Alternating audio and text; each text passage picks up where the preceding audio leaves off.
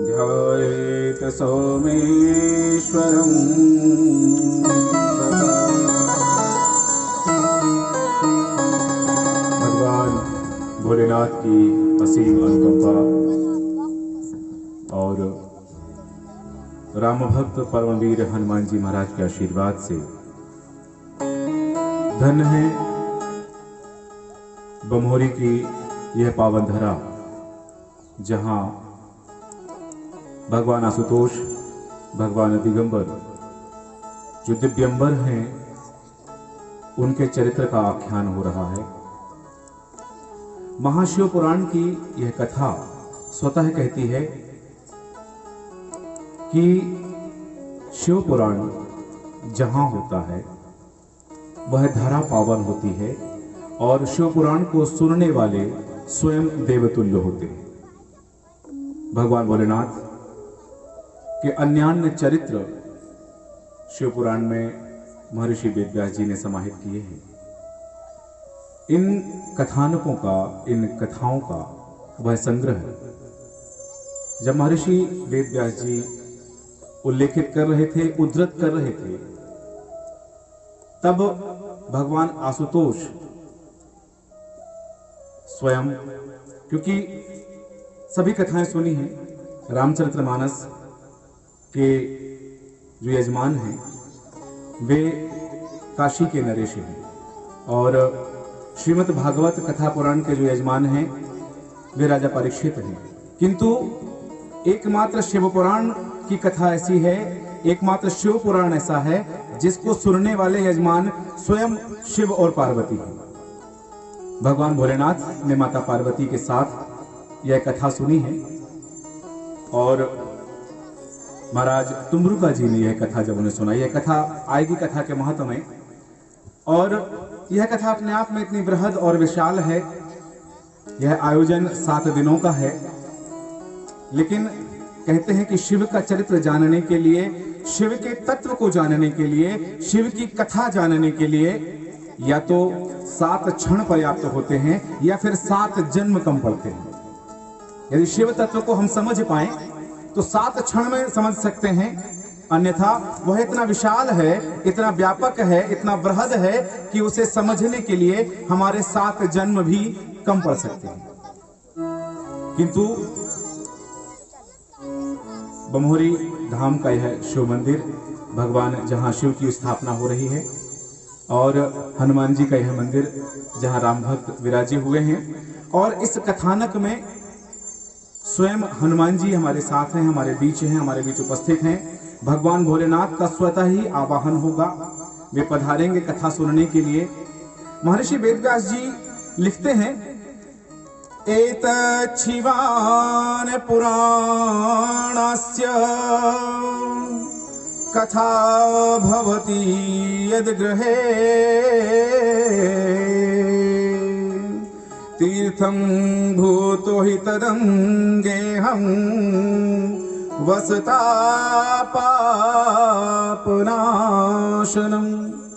इस पुराण की कथा जहां होती है, महर्षि वेदव्यास कहते हैं कि तीर्थम गेहे यद ग्रहे, वह स्थान तीर्थ हो जाता है, वह नगर तीर्थ हो जाता है, वह ग्राम तीर्थ हो जाता है, और वहां बसने वाले पाप मुक्त हो जाते हैं।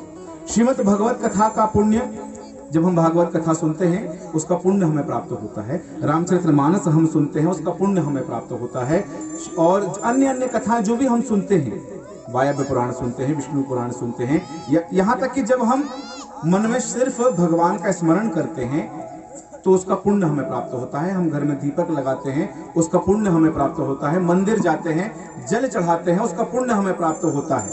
किंतु जब हमारा कोई काम बिगड़ता है तो हम भगवान से कहते हैं कि भगवान, हमने इतना पुण्य काम हम करते हैं, हम दीपक जलाते हैं, रोज नर्मदा जी जाते हैं स्नान करने के लिए, रोज आपको जल चढ़ाते हैं, फिर हमारा काम क्यों बिगड़ गया? क्योंकि हम अपने पुण्य तो याद रखते हैं पर अपने पाप भूल जाते हैं। हम पाप कोई याद नहीं रखता कि मुझसे ये पाप हो गया, पुण्य याद हर व्यक्ति रखता है कि मैंने मंदिर बनवाया, मैंने कन्या भोजन करवाया, मैंने ब्राह्मण भोजन करवाए, मैंने ब्राह्मण की सेवा की, मैंने दान किया, मैंने पुण्य किया, सब याद रखते हैं। पर हमसे जो पाप हो जाता है वह पाप हम कभी याद नहीं रखते। वह हम किसी से नहीं कहते कि हमने किसी को बुरी नजर से देख लिया, हमने किसी के भूमि पर कब्जा कर लिया, हमने किसी को गाली दे दी। यह कोई नहीं बताता, किसी से यह कोई याद नहीं रखता। तो वही पुण्य जब हम कथा सुनने से, दूसरे अन्य अन्य पुण्य कर्मों से प्राप्त करते हैं, अर्जित करते हैं, वे पुण्य यदा कदा जाने अनजाने में हमारे द्वारा किए हुए पापों से क्षीण हो जाते हैं, उनका क्षरण हो जाता है। किंतु शिव पुराण कथा सुनने का जो पुण्य है, उसे कोई भी पाप क्षीण नहीं करता। यहां तक कि शिव पुराण में ही आगे कथा आएगी दिवसों में कि ब्रह्म हत्या का दोष भी शिव पुराण की कथा से और शिव पूजन से मुक्त हो जाता है। क्योंकि शिव पुराण जो सुन लेता है, शिव की कथा जो सुन लेता है, उसे दोष नहीं लगता फिर। और जो दोष वो करता है, शिव पुराण की कथा का पुण्य क्षरण नहीं होता है। शिवलिंग, हम बात करते हैं कि शिव जी की पिंडी हम बनाते हैं, शिव जी की पिंडी की पूजन हम करते हैं, और जीवन में जो पुण्य हमने किए हैं उनको संजो करके, जो पाप हमने किए हैं उन्हें मिटाने के लिए जब व्यक्ति की मृत्यु होती है तो हाथ में पिंड रखते हैं, आटे की लोई बना करके पिंड रख दिया जाता है। पर जिसने शिव कथा सुनी है, स्वयं भगवान शिव पिंड रूप में उसके अंदर विराजमान होते हैं, उसे किसी पिंड की आवश्यकता नहीं पड़ती कि अपने पापों को भुलाने के लिए, अपने पापों को मिटाने के लिए उसी किसी भी तरह के किसी और कृत्य की आवश्यकता नहीं पड़ती है। शिव पुराण की कथा का यही महत्व है जो महर्षि वेदव्यास जी कहते हैं। और महर्षि वेदव्यास जी लिखते हैं कि शिव पुराण की वह कथा, इसमें आगे जो कथाएं आएंगी आप सुनेंगे कि एक एक कथा का क्या महत्व है, एक एक कथा को सुनने से क्या क्या पुण्य प्राप्त होते हैं। शंकर जी, एक कथा आती है कि जब शंकर जी के द्वारा उनके पैर के अंगूठे के नाखून से उन्होंने काल भैरव का प्राकट्य किया, और काल भैरव के प्राकट्य करने के पश्चात काल भैरव ने अपने पैर के छिंगली के नाखून से ब्रह्मा जी का शीश काट दिया, तो उन्हें ब्रह्म हत्या लगी।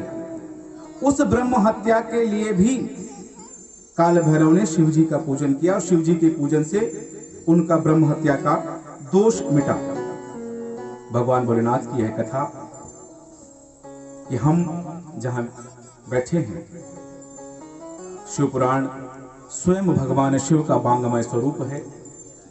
हम नमन करते हैं, हम प्रणाम करते हैं और भगवान भोलेनाथ का आवाहन करते हैं कि वे माता पार्वती के साथ आएं और माँ भगवती जगत जननी जगदम्बा को साथ लेकर आएं, अपने परिवार को साथ लेकर आएं, गणेश जी को साथ लेकर आएं, अपनी 6 पुत्रियों को साथ लेकर आएं, अपनी पूरी 13 संतानों को साथ लेकर आएं। भगवान शिव के 13 बेटी बेटियां हैं, अपने सभी 13 बेटी बेटियों के साथ भगवान शिव इस कथा में विराजें और हम उन्हें प्रणाम करें, उन्हें नमन करें, भगवान का संकीर्तन करेंगे, भगवान को नमन करेंगे। नमः शिवाय, नमः शिवाय, हर हर भोले, नमः शिवाय, नमः शिवाय, नमः शिवाय, हर हर भोले, नमः शिवाय, नमः शिवाय, नमः शिवाय, हर हर भोले, नमः शिवाय, नमः शिवाय, नमः शिवाय, हर हर भोले, नमः शिवाय। गंगाधरा शिव गंगाधरा, हर हर भोले, नमः शिवाय। गंगाधरा शिव गंगाधरा, हर हर भोले, नमः शिवाय। गंगाधरा शिव गंगाधरा, हर हर भोले, नमः शिवाय। गंगाधरा शिव गंगाधरा, हर हर भोले, नमः शिवाय। नमः शिवाय, नमः शिवाय, हर हर भोले, नमः शिवाय। नमः शिवाय, नमः शिवाय, हर हर भोले।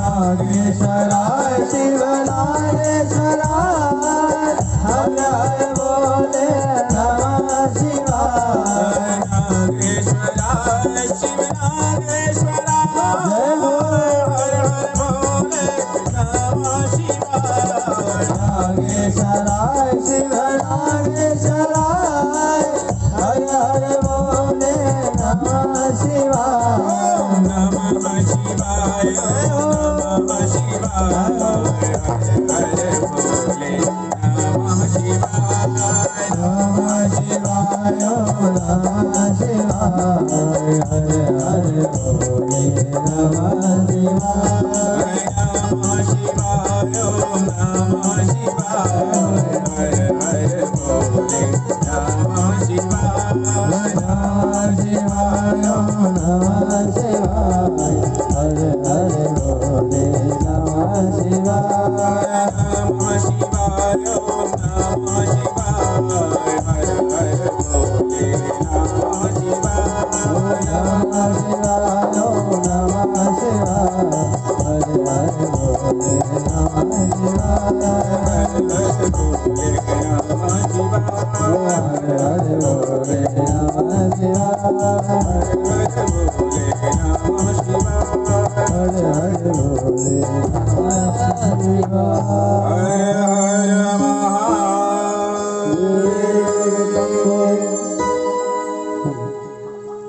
शिवपुराण के महत्व में एक देवराज नामक ब्राह्मण की कथा आती है। देवराज नामक ब्राह्मण किरात नगर में रहा करता था। किरात नगर में रहने वाला वह देवराज ब्राह्मण अपने ब्राह्मण धर्म से विमुख था। कभी भगवान की पूजन नहीं करना, पवित्र यज्ञोपवीत नहीं पहनना, न देवालय में जाना और न ही ज्ञान का दान करना। ब्राह्मण का परम कर्तव्य है ज्ञान का दान करना। ब्राह्मण था जरूर देवराज, किंतु वह कभी धार्मिक कृत्य नहीं किया करता था। और किरात नगर में जब वह ब्राह्मण दिनचर्या पर निकलता, लोग चूंकि ब्राह्मण जाति में जन्म जरूर लिया था, कर्म ना करने के कारण प्रणाम अवश्य करते थे, किंतु उसका सम्मान नहीं करते थे। वह इतना धर्मी था देवराज कि अपने माता पिता की हत्या उसने सिर्फ इसलिए कर दी थी कि उसे धन चाहिए था वैश्याओं के लिए, वैश्या को देने के लिए उसे धन चाहिए था। तो देवराज ने माता पिता से धन मांगा, धन नहीं दिया, तो उसने अपने माता पिता की हत्या कर दी। और भी कथाएं अनेक अनेक पुराणों में इस संदर्भ की आती हैं, किंतु शिव पुराण की कथा कहती है कि देवराज ने जीवन भर, जब तक उसकी सांस रही तब तक उसने पाप कर्म किए और इन्हीं कृत्यों में वह सदा विलीन रहा करता था। माता पिता की हत्या कर दी, घर छोड़ दिया। उसके पश्चात पूरा धन लेकर के, जो संपदा थी उसे बेच करके वैश्या में रमण करने लगा। जब उसके पास जो धन था वह धन समाप्त हो गया, तो वैश्याओं ने भी उसे भगा दिया। भटकता रहा यहाँ वहाँ कई जगह, और फिर प्रयाग, अभी झूसी नामक स्थान है जो प्रयाग के पास है, उस स्थान पर वह पहुंचा और घूमते फिरते, भूखे प्यासे रहते हुए, भूख प्यास से विकल रहते हुए उसे ज्वर हो गया, बुखार हो गया। वैसे ही ज्वर की अवस्था में देवराज एक शिवालय में पहुंचा और शिवालय के बाहर अपना ज्वर शांत करने के लिए, अपनी पीड़ा मिटाने के लिए, अपना दर्द मिटाने के लिए लेट गया। वहां उस शिवालय में एक ब्राह्मण शिव पुराण की कथा कह रहे थे। वहां लेटा हुआ था, कोई और काम था नहीं, कथा सुनता रहा। एक माह की कथा थी वह शिव पुराण की, और एक माह तक झूसी में देवराज ने वह कथा सुनी और कथा पूर्ण हुई। ब्राह्मण देव वहां से कथा करके चले गए। कुछ दिन पश्चात जब उसके जीवन का अंत आया, उसकी श्वास खत्म हुई, तब यमराज ने अपने दूत भेजे कि देवराज का वक्त हो चुका है, उसका समय हो चुका है, उसे लेकर आओ। लेकिन जैसे ही यमदूत वहां पहुंचे, उनसे कुछ क्षण के अंतराल से ही शिवदूत वहां पहुंचे, शिव के गण वहां पहुंचे, शिव के पार्षद वहां पहुंचे और यमराज के दूतों से कहा कि इन्हें आप छोड़ दीजिए। उन्होंने कहा कि इनका समय हो चुका है और यमराज ने हमें भेजा है, और चूंकि इनके कृत्य चित्रकेतु पूरे उनका हिसाब लगाया जा चुका है कि उम्र भर इन्होंने पाप किया है, अपने माता पिता की हत्या तक की है इन्होंने, और इन्हें सीधा ले जाकर के हम नरक में धकेल देंगे। तब शिव के दूतों ने कहा कि हमें भगवान आशुतोष, भगवान अवधरदानी भोलेनाथ ने भेजा है। यह नरक के गामी नहीं है, यह नरक के योग्य नहीं है, इन्हें शिवधाम जाना है। देवराज के प्राण अधर्म है, वह निश्चेत है, लेकिन कहते हैं कि मृत्यु के पूर्व के 18 मिनट, वो 18 मिनट जब पूरे जीवन की चर्या हमारी आंखों के सामने से गुजरती है, वह एक दृश्य हमारी आंखों के सामने से, कैसे हमारा बचपन बीता, कैसे हमारी जवानी रही और कैसे हमारा बुढ़ापा रहा, हमने क्या किया, हमने क्या नहीं किया।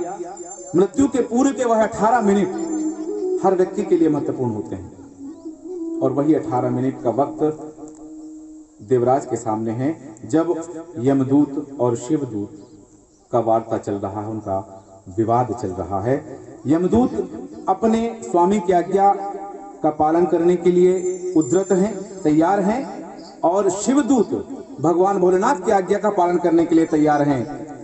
दोनों में जब द्वंद्व होने लगा और वहां विलंब हुआ, यम के दूत देवराज को लेकर जब नहीं पहुंचे तो यमराज स्वतः आए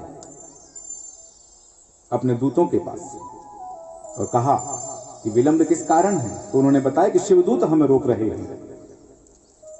शिव के दूतों से आग्रह किया कि हम अपना जो नियम है वह कर रहे हैं, आप हमारे कार्य में विघ्न न डालें।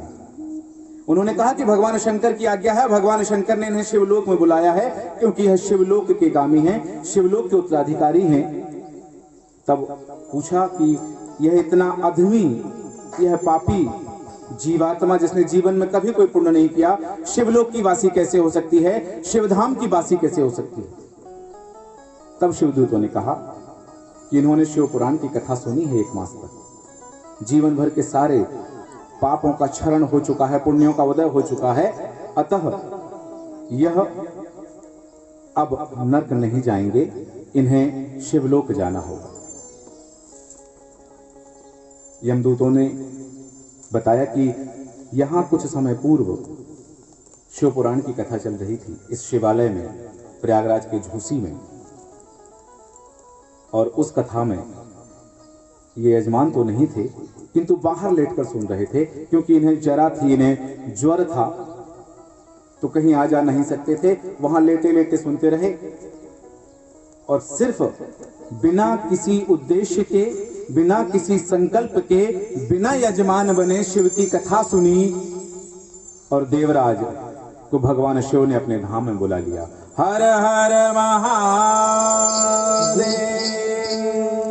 ऐसे हैं भगवान भोलेनाथ। वे भगवान भोलेनाथ जो अधमी से अधमी को तार देते हैं, पापी से पापी व्यक्ति को भी अपने पास बुला लेते हैं, यदि उसका मन, उसका चित्त, उसकी आत्मा, उसका अंतस, उसका अंदर भगवान शिव के प्रति एक क्षण के लिए, 1 मिनट के लिए भी यदि भगवान शिव के सानिध्य में आ जाता है।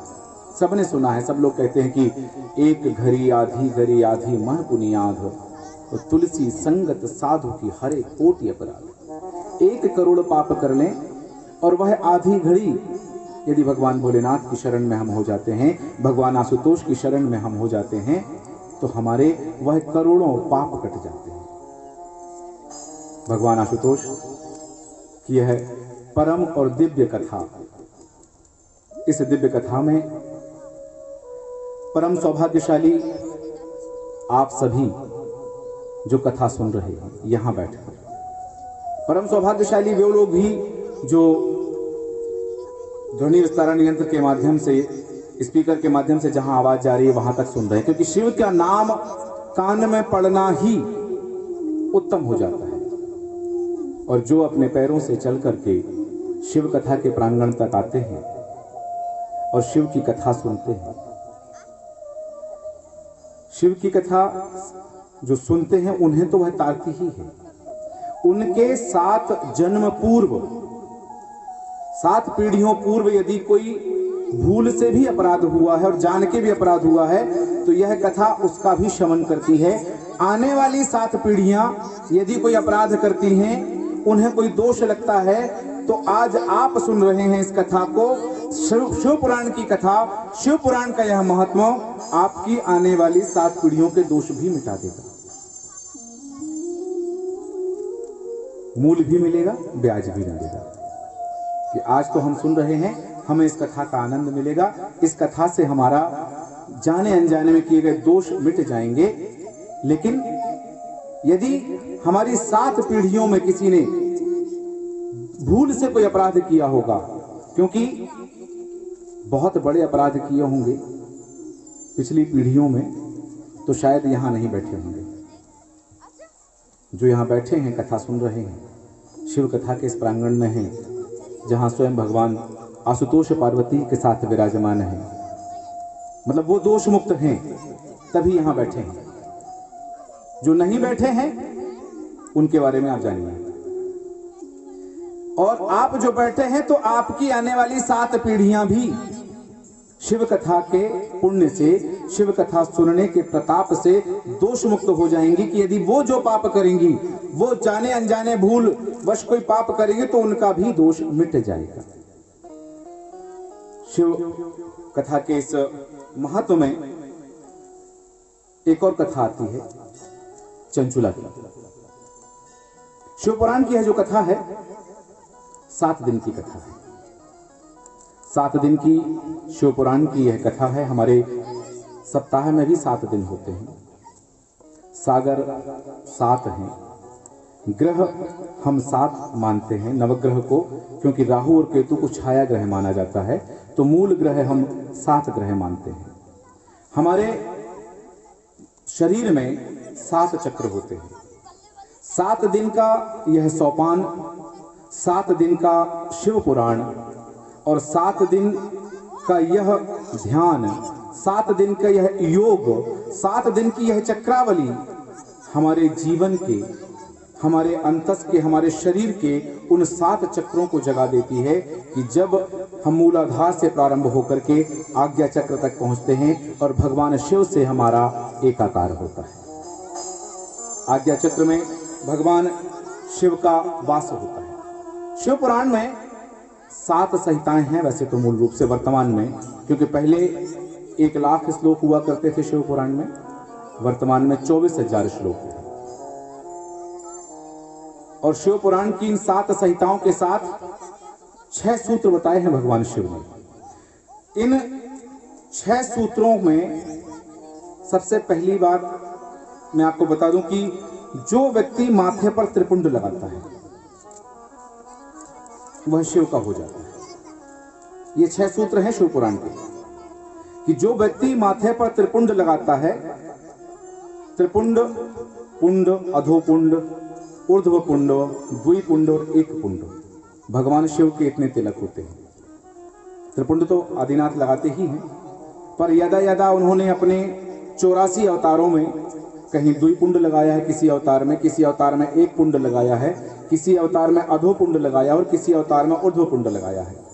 भगवान शिव के 84 अवतार हुए हैं और 84 अवतारों में अलग अलग उन्होंने पुंड लगाए हैं। तो भगवान शिव का कोई भी पुंड, त्रिपुंड, द्विपुंड, एक पुंड, अधोपुंड या ऊर्ध्वपुंड, जो व्यक्ति लगाता है वह शिव का हो जाता है। दूसरा सूत्र कहता है शिव पुराण का कि जो अपने गले में रुद्राक्ष की माला धारण करता है वह शिव का हो जाता है, क्योंकि रुद्राक्ष स्वयं भगवान शिव के अश्रु से बना हुआ है, उनकी आंख का अक्ष है वह रुद्राक्ष है। जो भगवान शिव के अश्रु के अंश की माला, रुद्राक्ष की माला अपने गले में धारण करता है वह शिव का हो जाता है। भगवान शिव के इस महापुराण का एक सूत्र यह कहता है, जो तीसरे क्रम पर है, कि भगवान शिव के मंदिर के बाहर से गुजरने वाला भी शिव का हो जाता है।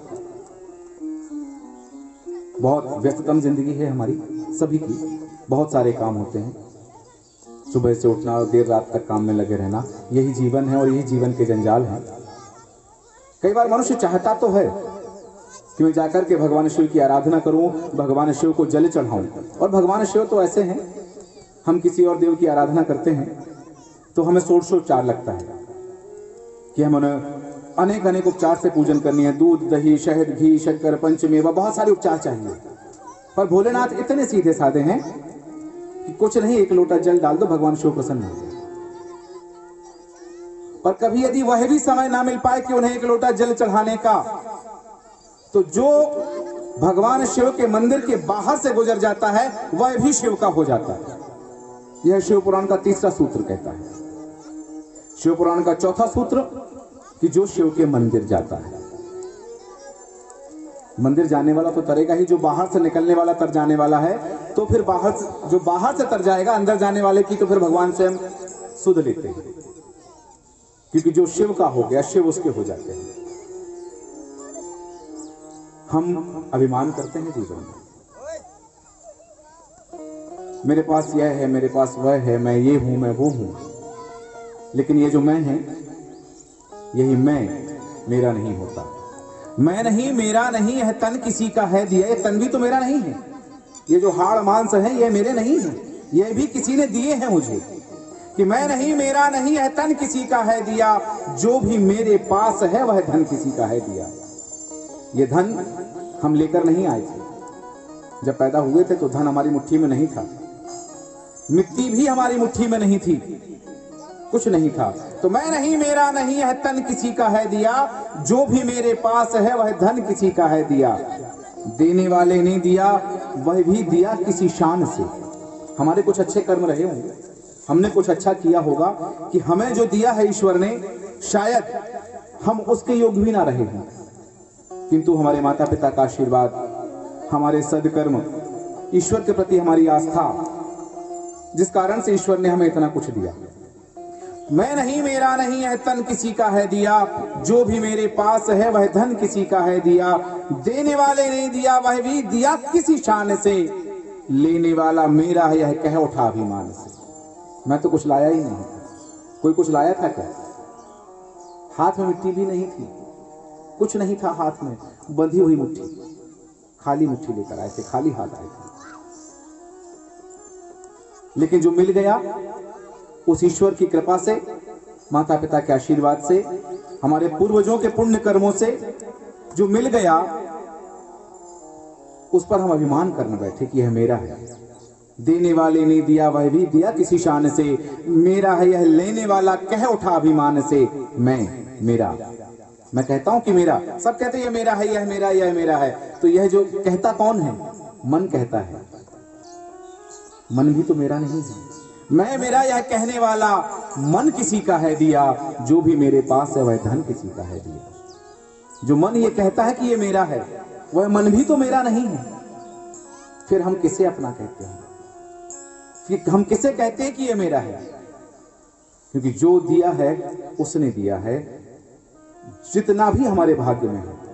जो भाग्य में है वह देता है, जो भाग्य में नहीं है वह हम ले भी लेते हैं तो चला जाता है।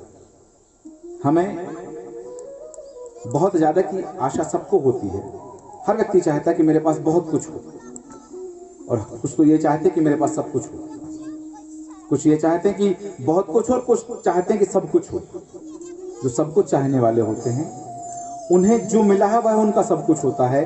जो कुछ चाहने वाले होते हैं उन्हें जो मिला है वही सब कुछ होता है, क्योंकि वही भोलेनाथ की कृपा है।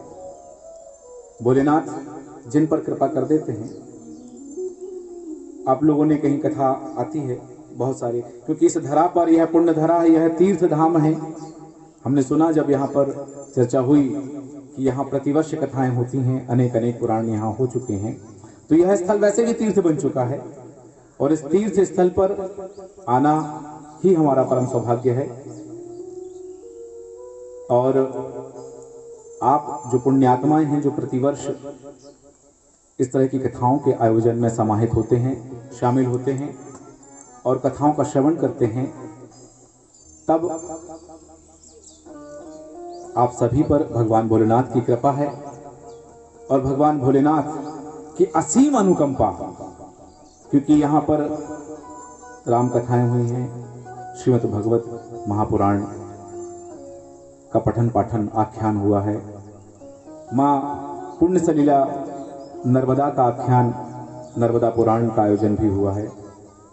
किंतु भगवान भोलेनाथ का असीम आग्रह, उनकी परम अनुकंपा कि इस वर्ष शिव महापुराण की कथा का आयोजन हो रहा है। शिव महापुराण की कथा जो पुण्यदायिनी है, शिव महापुराण की कथा जो पातकों को मिटाने वाली है, उस कथा का आयोजन हो रहा है। हम जिन 6 सूत्रों की बात कर रहे थे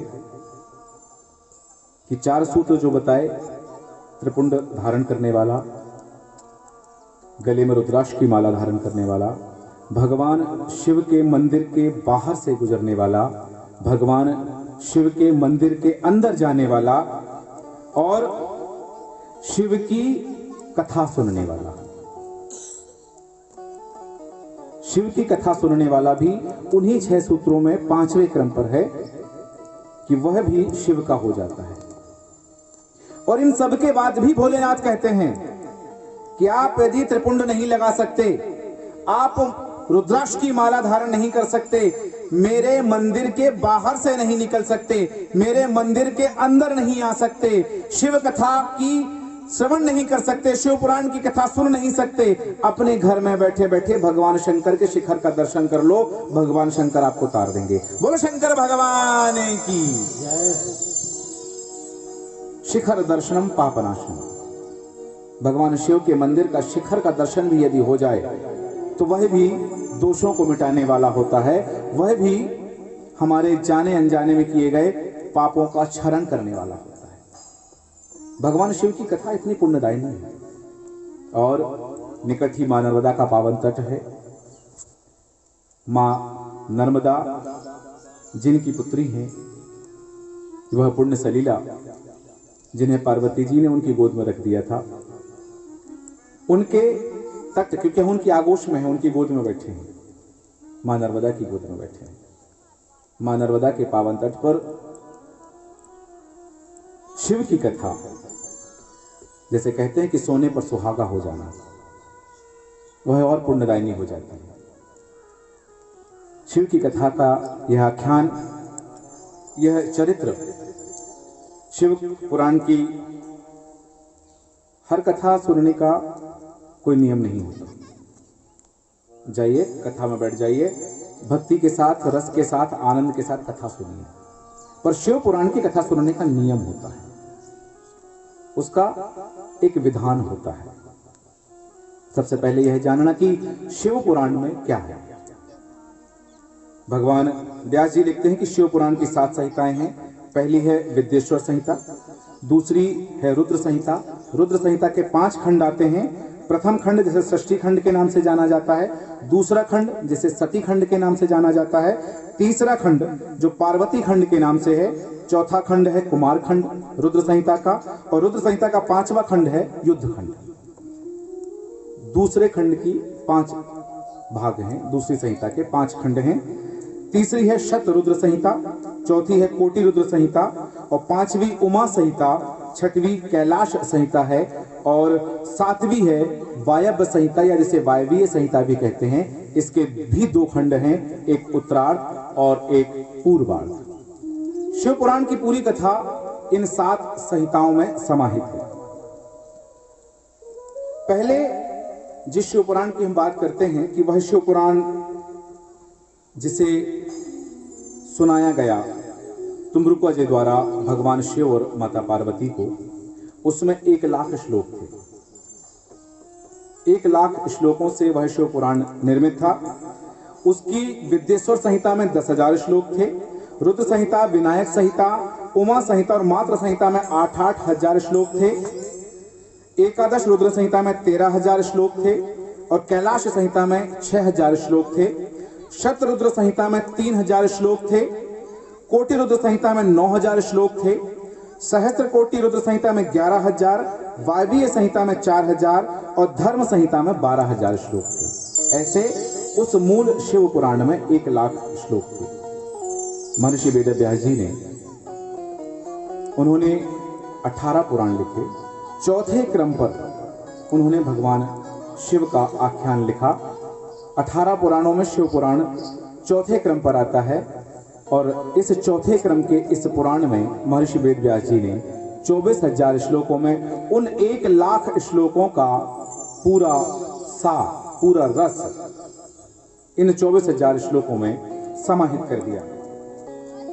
भगवान शिव का यह आख्यान जन्म जन्म के पाप मिटाने वाला है। भगवान शिव का यह चरित्र हमारे जन्म जन्मांतर के दोष को मिटाने वाला है। भगवान शिव ने जब कभी भी किसी को भी दिया है तो भरपूर दिया है। एक कथानक आता है, शिव पुराण की कथा कहती है कि एक बार शिवरात्रि के दिन एक रात्रि में चोर एक गांव में चोरी करने के लिए गया। शिवरात्रि का महोत्सव था, सभी घरों में लोग जाग रहे थे। उसे किसी भी घर में चोरी करने का उपाय नहीं सूझा। यदि वो कहीं जाएगा चोरी करेगा तो पकड़ा जाएगा, क्योंकि सभी लोग शिवरात्रि का महोत्सव था और शिवरात्रि के महोत्सव में सभी लोग अपने घर में जाग रहे थे।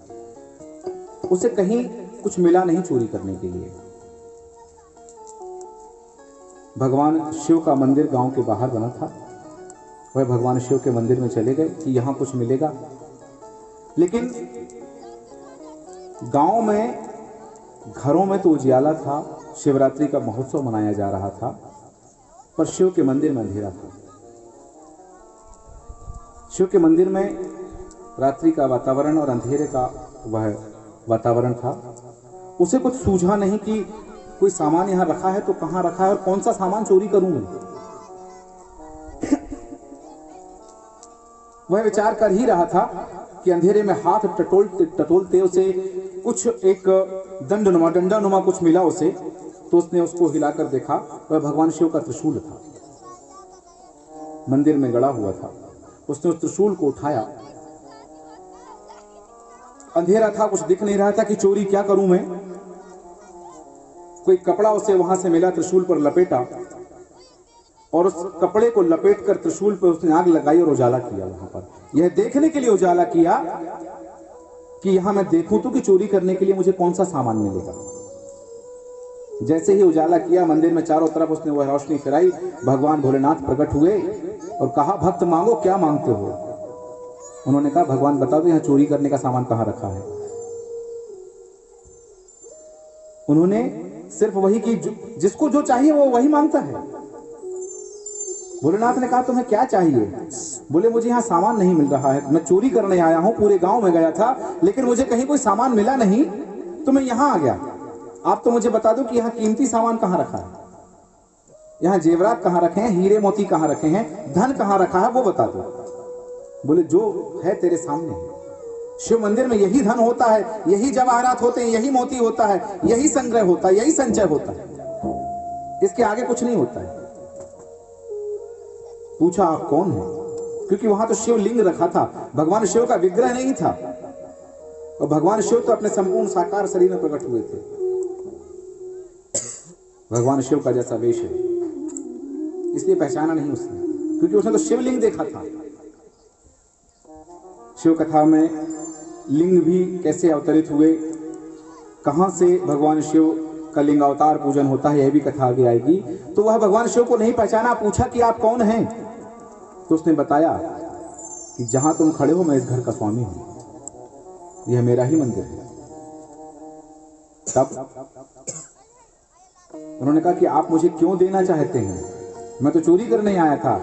कोई हमारे घर चोरी करने आता है तो हमसे ये नहीं पूछते कि तुझे क्या चाहिए, बता, मैं बता दूं कहाँ रखा है, तू जाके ले लेना।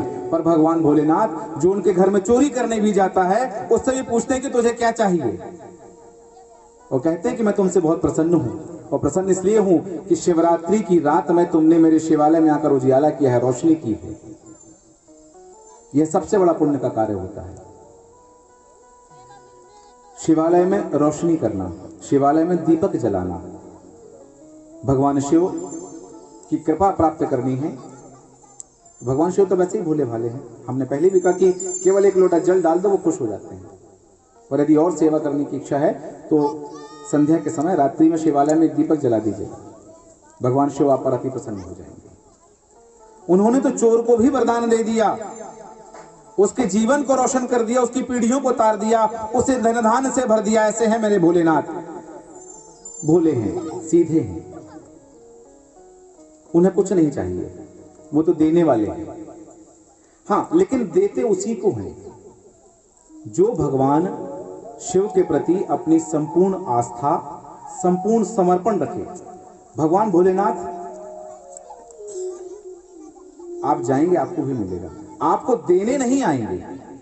आपको देने वो तब आएंगे जब आप उन्हें इस बात का स्मरण दिला देंगे, जब आप उन्हें इस बात का ध्यान दिला देंगे कि आप भी उनसे मांगने वाले हैं, आप भी उनके अनुयायी हैं, आप भी उनसे कुछ चाहते हैं।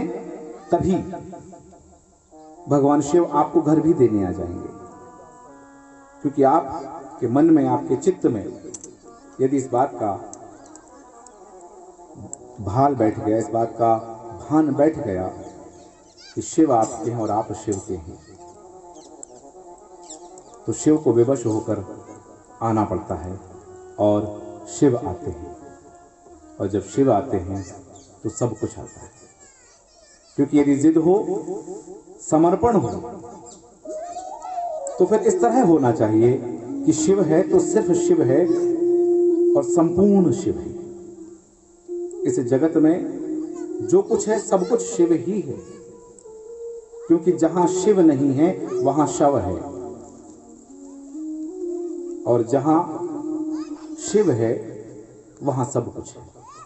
और समर्पण हो शिव के प्रति तो फिर इस तरह से होना चाहिए कि आसरा इस जहां का मिले ना मिले।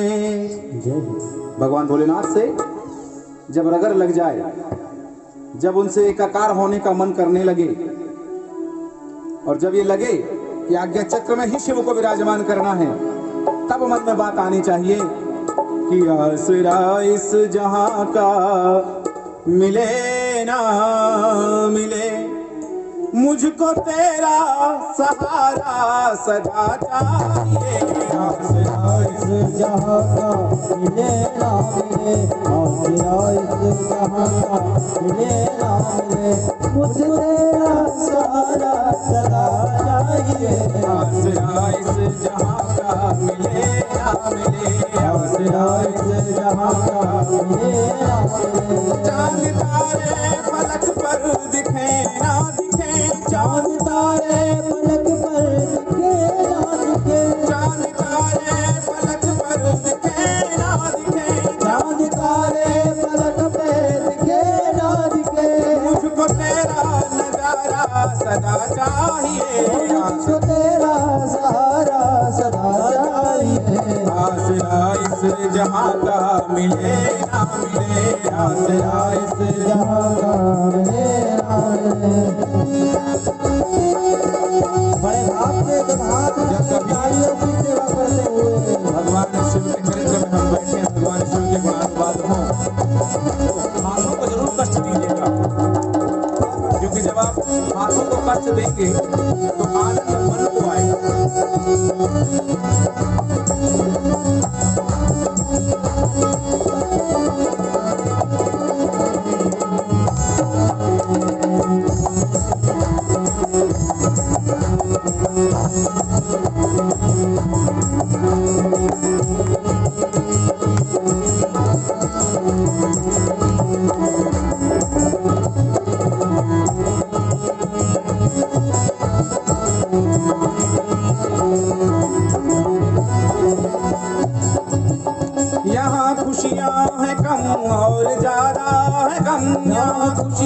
है कम और ज्यादा है कम, यहाँ खुशियाँ है कम और ज्यादा है कम, यहाँ खुशियाँ है कम और ज्यादा है कम, जहाँ देखो वहीं है भरम ही भरम, ओ जहाँ देखो वहीं है भरम ही भरम, जहाँ देखो वहीं है भरम ही भरम, ओ जहाँ देखो वहीं है भरम ही भरम। मेरी महफिल में शम्मा जले ना जले, मेरी महफिल में शम्मा जले ना जले, मेरी महफिल में शम्मा जले ना जले, मेरी महफिल में शम्मा जले ना जले।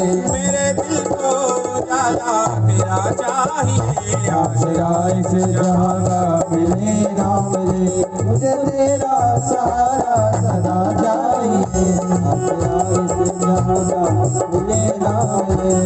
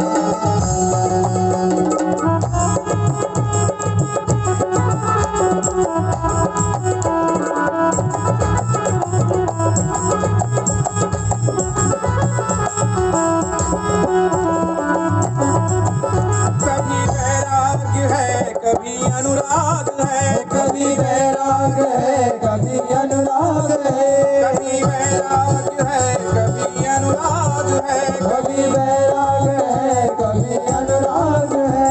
जहाँ बदले है माली वही बाग है, ओ जहाँ बदले है माली वही बाग है, जहाँ बदले है माली वही बाग है, ओ जहाँ बदले है माली वही बाग है। मेरे पैर थके हैं चले ना चले, मेरे पैर चले हैं चले ना चले, मेरे पैर थके हैं चले ना चले, मेरे पैर थके हैं चले ना चले। मेरे दिल में बसेरा तेरा चाहिए, आसरा इस जहाँ का मिले ना मिले, हमें तेरा सहारा सदा चाहिए। आसरा इस जहाँ का मिले ना मिले, मुझको तेरा सहारा सदा चाहिए, आसरा इस जहाँ का मिले ना मिले, आसरा इस जहाँ का मिले ना मिले, आसरा इस जहाँ का मिले ना मिले, आसरा इस जहाँ का मिले ना मिले। हर हर महादेव।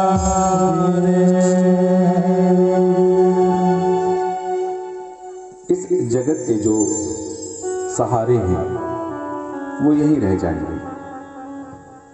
इस जगत का आसरा हम सिर्फ यहां तक के लिए ढूंढ सकते हैं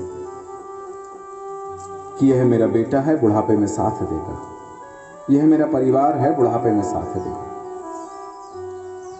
लेकिन भगवान शिव का आसरा यदि मिल गया, भगवान शिव का सहारा यदि मिल गया, तो फिर किसी और सहारे की जरूरत नहीं होती है। एक गांव में एक सेठ जी थे, उन्हें बड़ा अभिमान था अपने परिवार पर कि मेरा परिवार मेरा सब कुछ है। उन्हें बड़ी चिंता होती थी कि यदि किसी दिन मैं मर गया तो मेरा पूरा परिवार मर जाएगा। मेरे बच्चे, मेरी पत्नी, मेरे बच्चे के बच्चे, उनकी बहुएं, मेरा भाई, मेरे भाई की पत्नी, वो जो सब बहुत स्नेह करते हैं, बहुत प्रेम करते हैं। यदि किसी दिन मैं मर गया तो मेरा पूरा परिवार मर जाएगा, मेरे बिना वो जी नहीं सकते, मुझे सब बहुत प्रेम करते हैं। धीरे धीरे समय हुआ, बुढ़ापा आया, जरावस्था होती है, तो फिर सभी के मन में एक बात आने लगती है कि अब तो 4 दिन की जिंदगी है, भगवान अच्छे से बिता दे। तो वही 4 दिन की जिंदगी का सबसे बड़ा मोह होता है, और वही 4 दिन का जो मोह होता है उसके लिए सेठ जी ने अपने गुरुजी से कहा कि गुरुजी, मेरा परिवार मुझसे बहुत स्नेह करता है, मुझसे बहुत प्यार करता है। यदि किसी दिन मुझे कुछ हो गया, मेरा पूरा परिवार अपने प्राण त्याग देगा। गुरुजी ने कहा, ये तुम्हारा भ्रम है। बोले, नहीं गुरुजी, मैं देखता हूं कि मेरे बिना वो खाना नहीं खाते, मेरे बिना वो पानी नहीं पीते। बोले, हाँ, ये उनका स्नेह है, ये उनका आदर है कि आप घर के बड़े हैं, वो आपका आदर करते हैं, आपको स्नेह करते हैं, आपका सम्मान करते हैं। पर आपके साथ मर जाएंगे, ये गलत बात है। बोले, नहीं गुरुजी, वो ऐसा है कि मेरे परिवार के लोग कहते हैं कि मेरे बिना जीवित नहीं रह सकते। तो बोले, एक दिन मर के देख लो। बोले, ऐसे कोई हो सकता है क्या? बोले, हाँ, एक दिन मर के देख लो। बोले, एक दिन मरना क्या, मरना तो एक ही दिन होता है, एक दिन के लिए मरना नहीं होता है, एक दिन जरूर मरना होता है। बोले, नहीं, आप तो एक दिन के लिए मर के देख लो। बोले, मैं आपको एक बूटी देता हूं और उस औषधि को खाने से आप एक दिन भर के लिए बेहोश रहेंगे। बोले, मर गया? तो बोले, नहीं, आप नहीं मरेंगे, आप निश्चिंत रहिएगा, मृत्यु नहीं होगी उस बूटी से। हाँ, लेकिन ये है, आपको सुनाई सब कुछ देगा, आप सुन सब कुछ सकेंगे, बोल नहीं पाएंगे, निश्चेत रहेंगे, लेकिन आपके प्राण नहीं जाएंगे। बोले, ठीक है गुरुजी। गुरुजी ने एक दिन उपाय रखा, घर में आए, सेठ जी को बूटी दी, औषधि दी, और वह अचेत होकर के बिस्तर पर लेट गए। गुरुजी ने कहा कि इनका प्राणांत तो हो चुका है, अब यह नहीं है इस दुनिया में। पूरे घर में सभी लोग रोने लगे, जोर से दहाड़े मार मार कर सब रोने लगे। सेठ जी की पत्नी बिल्कुल निकट आकर के रो रही थी। गुरुजी ने कहा, तुम क्यों रो रही हो? उनकी तो उम्र हो गई थी, अब ठीक है, जितना जी लिया उतना बढ़िया है। बोले, नहीं गुरुजी, इतनी जल्दी कैसे छोड़ के चले गए, हमसे कुछ कहा भी नहीं, कुछ बताया भी नहीं, किससे क्या लेना है, किससे क्या दिया है उन्होंने, किसके ऊपर कितनी उधारी है, और ऐसे ही चले गए बिना कुछ बताए। चिंता इसकी नहीं कि सेठ जी चले गए, चिंता इस बात की कि किससे क्या लेना है, बताया नहीं उन्होंने। तो गुरुजी ने कहा कि ऐसा है कि यदि आप चाहती हैं कि वो जीवित रहें, तो मेरे पास एक औषधि है, ये औषधि आप खा लीजिएगा, आप मर जाएंगे, सेठ जी जिंदा हो जाएंगे। तो बोले, अभी हमारी उम्र ही क्या हुई है गुरुजी, वो तो बुढ़ापे हो गए थे उनके, वे चले गए, ठीक है, हमें तो जीवित रहने दो कम से कम। पुत्र आया, पुत्र भी रो रहा था, विलाप कर रहा था। गुरुजी ने पुत्र से कहा, तो पुत्र ने कहा कि सारा काम तो मैं ही देखता हूं, पूरा बिजनेस तो मैं ही संभालता हूं। वे चले गए, अच्छी बात है, बिजनेस तो मैं संभाल लूंगा। भाई आया, भाई भी विलाप कर रहा था। भाई से कहा कि बूटी आप खा लो, आप मर जाएंगे, सेठ जी जिंदा हो जाएंगे। भाई ने कहा कि वो तो अपनी उम्र जी चुके, मैं अपनी उम्र क्यों गवाऊं। धीरे धीरे 2 घंटे, 4 घंटे, एक पहर, 2 पहर बीत गया। सेठ जी को जो दवा गुरुजी ने दी थी उसका असर खत्म हुआ और सेठ जी उठ के बैठ गए। उनका भ्रम टूट गया। क्यों? क्योंकि उनको आसरा था कि ये मेरा पुत्र है, ये भाई है, ये पत्नी है, ये सारे रिश्ते नाते हैं। किंतु जो बात अभी कही कि आसराय से जहां का मिले ना मिले, मुझे तेरा सहारा सदा चाहिए। इस जगत के आश्रय में मत रहिएगा। स्नेह है, हमारे घरों में यही सिखाया जाता है कि बड़ों का सम्मान करते हैं। आपके बिना कोई भोजन न करे, आपका सम्मान है, लेकिन मन में यह बात कभी मत रखिएगा कि मैं मर गया तो सब मर जाएंगे। वो अपने अपने जीवित रहेंगे, आप तो अपना जीवन देखिएगा। जो जीवन हमारे पास शेष बचा है, जितनी सांसें हमारे पास शेष बची हैं, उन सांसों को हम सदकर्म में कैसे लगा दें, क्योंकि बांटते बांटते किसी के पास कुछ नहीं बचता।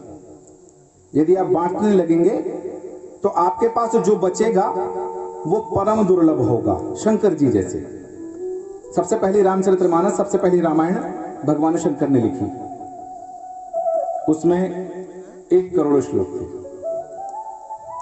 सबसे पहली रामचरितमानस भगवान शंकर ने लिखी। राम जी का आख्यान सबसे पहला भगवान शिव ने लिखा। 1 करोड़ श्लोक थे और उस 1 करोड़ श्लोक के स्वामी भगवान शिव थे।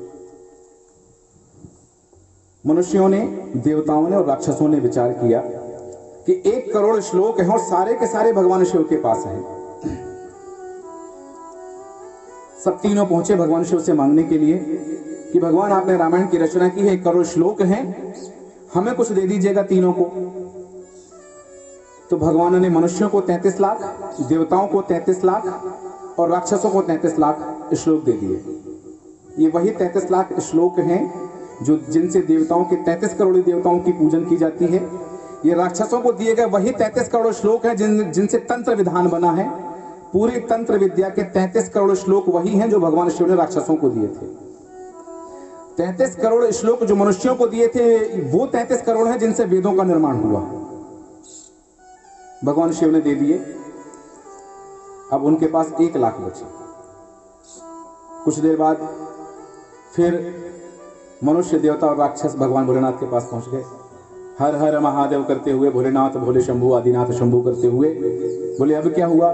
बोले भगवान 1 करोड़ अभी भी आप 1 करोड़ में से 1 लाख अभी भी आपके पास बचे हैं। बोले तो? बोले हमें और श्लोक चाहिए। भगवान शिव ने उस 1 लाख में से 33 हजार फिर तीनों को दे दिए। भगवान के पास 1000 श्लोक बचे। अगले दिन फिर मनुष्य, राक्षस और देवता भगवान शिव के पास पहुंचे कि भगवान आपके पास अभी भी 1000 श्लोक बचे हैं, वो दे दीजिएगा।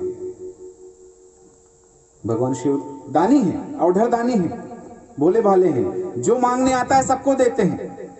भगवान शिव ने उस 1000 श्लोक में से 3300 श्लोक इनको, 3300 उनको, 3300 उनको दे दिए। उनके पास 100 श्लोक बचे, केवल 100 श्लोक बचे उनके पास। फिर मांगे, दोबारा फिर दे दिए।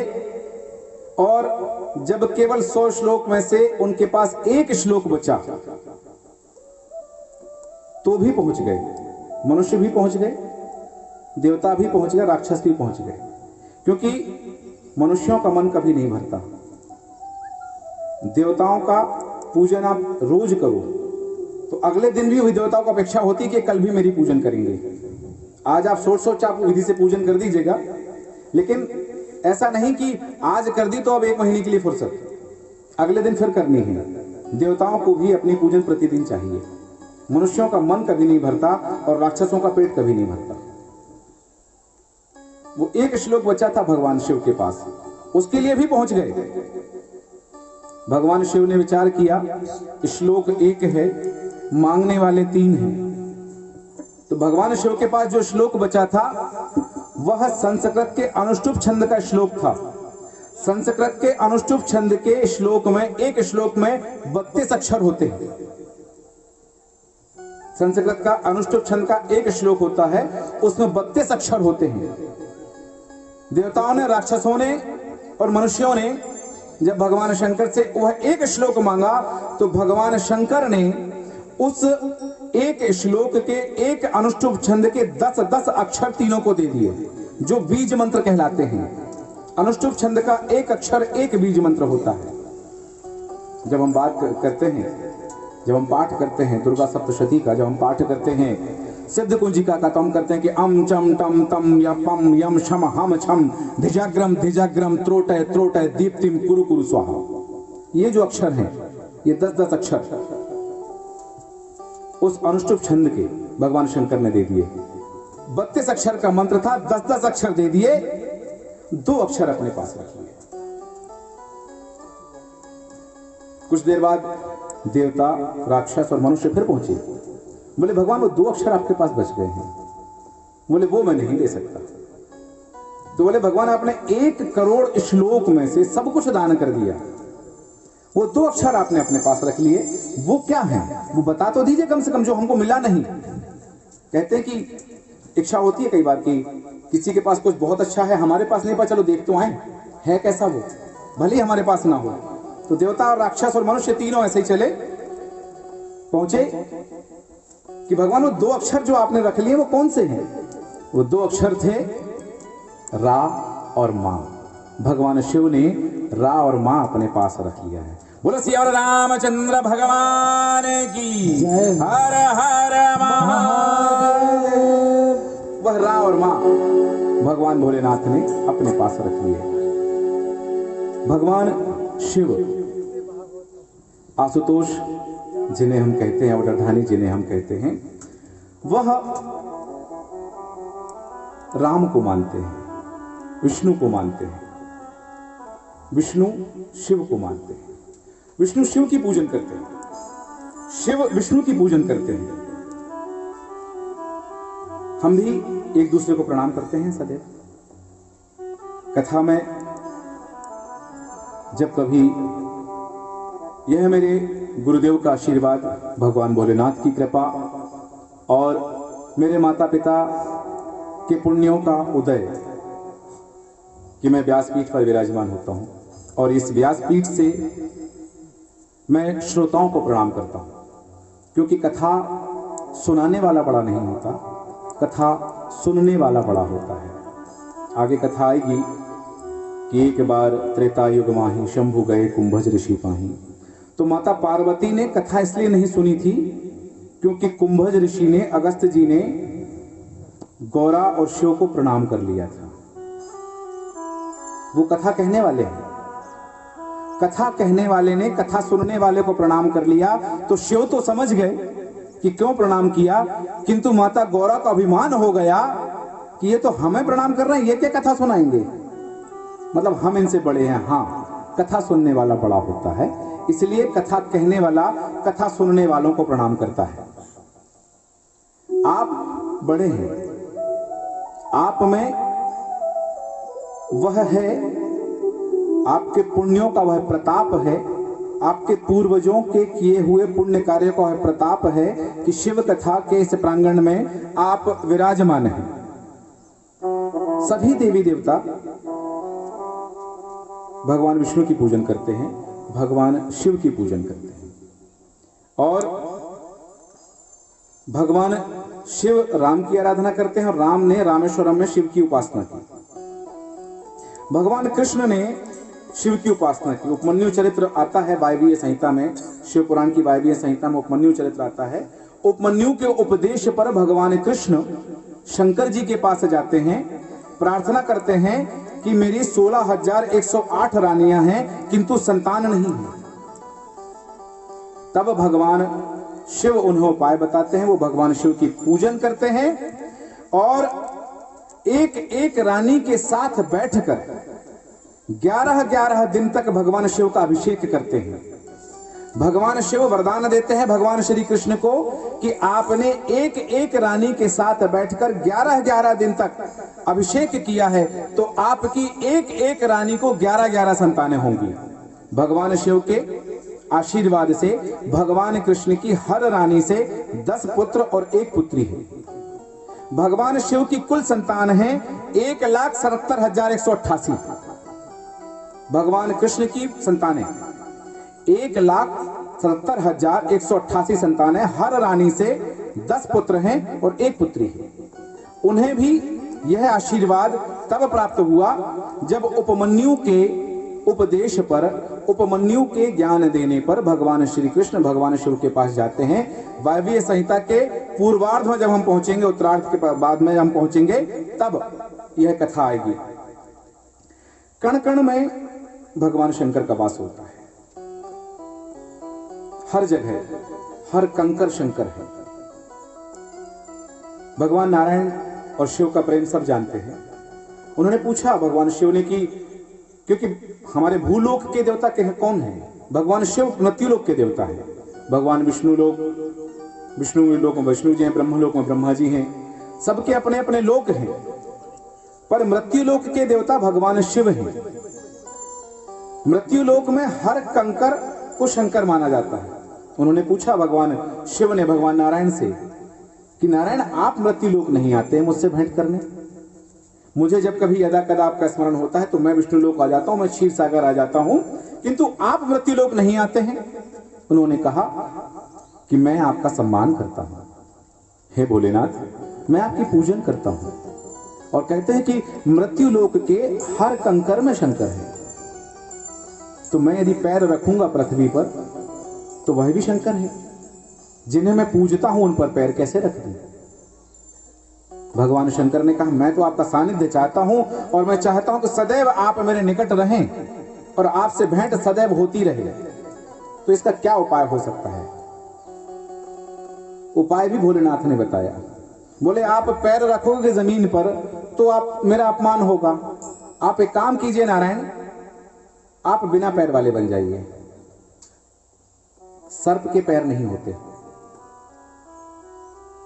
वह भगवान शिव के शरीर में 6 सांप विराजमान है, लेकिन कांधे पर कंठ में जो नाग विराज है, उन्होंने नारायण से कहा कि आप बिना पैर वाले बन जाइए और सर्प बन जाइए, तो आपको पैर नहीं रखना पड़ेगा और मैं आपको जमीन पर नहीं रहने दूंगा, मैं आपको अपने कंठ में धारण करूंगा।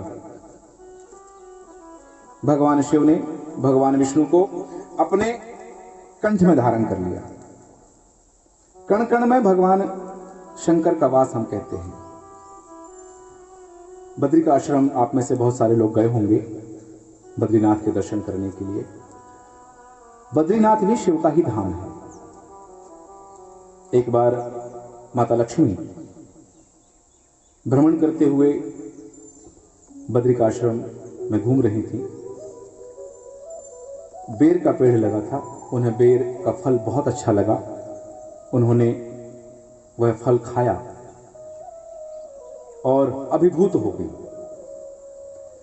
भगवान विष्णु के पास पहुंची और कहा कि मुझे तो यही स्थान चाहिए रहने के लिए, यहां बहुत सुंदर फल लगेगी। यह जो बेर का फल है, बद्री का जो फल है, यह बहुत उत्तम है, बहुत स्वादिष्ट है, मुझे यही स्थान चाहिए रहने के लिए। भगवान नारायण ने कहा, हे बद्रे, वह शिव का वास है, वहां शिव रहते हैं। लक्ष्मी जी ने जिद कर ली कि नहीं, मैं तो वहीं रहना चाहती हूं, मैं वहीं रहूंगी। भगवान नारायण ने बहुत मनाने की कोशिश की, बहुत प्रयास किया कि लक्ष्मी जी को मना लें। लक्ष्मी जी ने अन्न जल त्याग दिया। कहते हैं कि त्रिया हठ जिसे कहते हैं, उस हठ के आगे नारायण की नहीं चली और मजबूरी में भगवान विष्णु को आना पड़ा बद्री का आश्रम। एक बालक का रूप रख के आए। भगवान शिव और माता पार्वती अपने भवन में विराजमान है। भगवान शिव का कोई घर है, निर्मित घर, जिसमें 4 दीवारियां हैं, छत है, छज्जा है, कक्ष है, कमरा है, वह केवल बद्री का आश्रम ही था, एकमात्र। बाकी तो वीरान में रहते हैं भोलेनाथ। उस घर में, उस आलय में भगवान भोलेनाथ और माता पार्वती विराजमान रहा करते थे। एक बालक का रूप रख के माता लक्ष्मी की जिद पूरी करने के लिए भगवान नारायण आए अलकनंदा नदी के किनारे और जोर जोर से रोने लगे। उस बालक के रुदन की आवाज सुनकर माता पार्वती ने कहा, हे भोलेनाथ, कोई बच्चा रो रहा है। भोलेनाथ ने कहा, हाँ, रोने दो। उन्हें तो पता था कि ये मेरा घर लेने आया है। माता पार्वती ने फिर से कहा, भोलेनाथ, किसी बच्चे के क्रंदन की आवाज आ रही है, शायद कोई मां अपने बच्चे को छोड़कर चली गई है। बोले, पार्वती, उसे रोने दो, उसके पास मत जाना। और बोले, मैं ध्यान नहीं दे रहा हूं उस आवाज पर, तुम भी ध्यान मत दो, कानों में उंगली लगा लो, तुम्हें भी आवाज सुनाई ना दे। लेकिन स्त्री जब किसी बच्चे के रोने की आवाज सुनती है तो उसके अंदर की ममता जाग उठती है, और उस ममता के कारण माता पार्वती अपने भवन से निकली, बाहर गई। अलकनंदा नदी के किनारे भगवान विष्णु छोटे से बच्चे का रूप रखे हुए रो रहे थे। उन्होंने वही किया जो भोलेनाथ ने मना किया था कि ना तो आवाज सुनना, ना बाहर जाना, ना बच्चे को लाना। भगवान ने कहा था कि मत दो ध्यान उस आवाज पर, मैं ध्यान नहीं दे रहा हूं, तुम भी मत दो। होती है घरों में बहुत सारी माताएं जो बिल्कुल विपरीत चलती हैं, कि कभी उन्हें जो कुछ कहा जाए वो उसके ठीक विपरीत करती हैं। एक सज्जन थे जो ऐसे ही परेशान थे अपनी जगदम्बा से, अपनी भार्या से परेशान थे, क्योंकि वो जो कहे ठीक उसके विपरीत कार्य करती थी। वो यदि उन्होंने कहा कि मक्के की रोटी बनना है तो उस दिन ज्वार की बनेगी, आटे की तो बनेगी नहीं, मक्के की तो बनेगी नहीं। उन्होंने कहा कि गोभी की सब्जी खाना है तो भिंडी की बनेगी। जो कहा जाता ठीक उसके विपरीत किया करती थी। बहुत परेशान हुए, गुरुदेव के पास गए अपने। बोले, गुरुजी, मैं अपनी जगदम्बा से बहुत परेशान हूं, मैं अपनी भार्या से बहुत परेशान हूँ। बोले क्यों? बोले मैं जो कहता हूँ उसके विपरीत करती हैं, बिल्कुल उल्टा ही चलती हैं वो तो। उनसे कहो पूरब तो वो कहती हैं पश्चिम। बोले बेटा आप उल्टा चलना शुरू कर दो। बोले कैसे? बोले तुम्हें जो ना करना हो वो करने के लिए बोल दो। बोले ठीक है। हुआ, शनि शनि पितृपक्ष आए। उन्होंने गुरुजी से कहा, गुरुजी मेरे पिताजी का स्वर्गवास हुए 10 साल हो गए। मैं 10 साल में कभी अपने पिता का श्राद्ध नहीं कर पाया, कभी अपने घर में पिंडदान नहीं कर पाया, कि हमारी श्रीमती जी करने ही नहीं देती, उनसे जो कहो कि ये करना तो मना कर देती है। बोले बेटा तुम इस बार कहना कि पिताजी मर गए, अब क्या करना श्राद्ध कर्म करने का, उनकी उम्र हो गई थी तो चले गए वो तो। बोले तुम इस तरह से उल्टा कहना। वो अपने घर गए, उन्होंने उल्टा कहा कि बोले 4 दिन बाद पिताजी का श्राद्ध है, तिथि पड़ने वाली है, 10 साल पहले मरे थे वो तो, अब 10 साल हो गए, कौन का उनका श्राद्ध कर्म करे। और 10 साल में तब भूल भाल गए, वो भी हमें भूल गए, हम भी उन्हें भूल गए। श्रीमती जी ने कहा कैसे भूल गए, इतना कुछ छोड़ के गए तुम्हारे लिए, तो उनका श्राद्ध कर्म नहीं करोगे? करना पड़ेगा इस बार। बोले 1 पंडित नहीं 10 पंडितों को जिमाना पड़ेगा। श्राद्ध कर्म हो गया। अब गड़बड़ी कहां हो गई कि श्राद्ध कर्म के बाद जो पिंडदान किए थे, जो पातल में पिंडदान रखे थे, श्रीमान जी को यह कहना था कि यह पिंडदान कचरे में फेंकना है, गंगा नदी में नहीं फेंकना है। तो उन्होंने श्राद्ध कर्म किए हुए पातल उठाई और कहा कि मैं इन्हें गंगा जी में विसर्जन करने जा रहा हूं। उल्टा होना था। बोले क्यों जा रहे गंगा जी में फेंकने के लिए, कचरे में डाल दो। उन्होंने कचरे में डाल दिया। होना उल्टा था तो उल्टा हो। बहुत परेशान थे वो सज्जन। उन्होंने गुरुजी से कहा तो गुरुजी ने फिर अंतिम उपाय बताया कि बोले पूर्णमासी आ रही है, पूर्णिमा आ रही है, और गांव के सब लोग नर्मदा जी में स्नान करने जाएंगे। उनको तुम बोल देना कि तुम नर्मदा जी स्नान करने मत जाना। गुरुजी ने पूरा उपाय बता दिया। गुरुजी के बताए हुए उपाय के अनुसार पूर्णमासी आई। पूर्णमासी के दिन उन्होंने घर में कहा पूरे गांव के लोग जा रहे हैं नर्मदा जी स्नान करने, तुम मत जाना।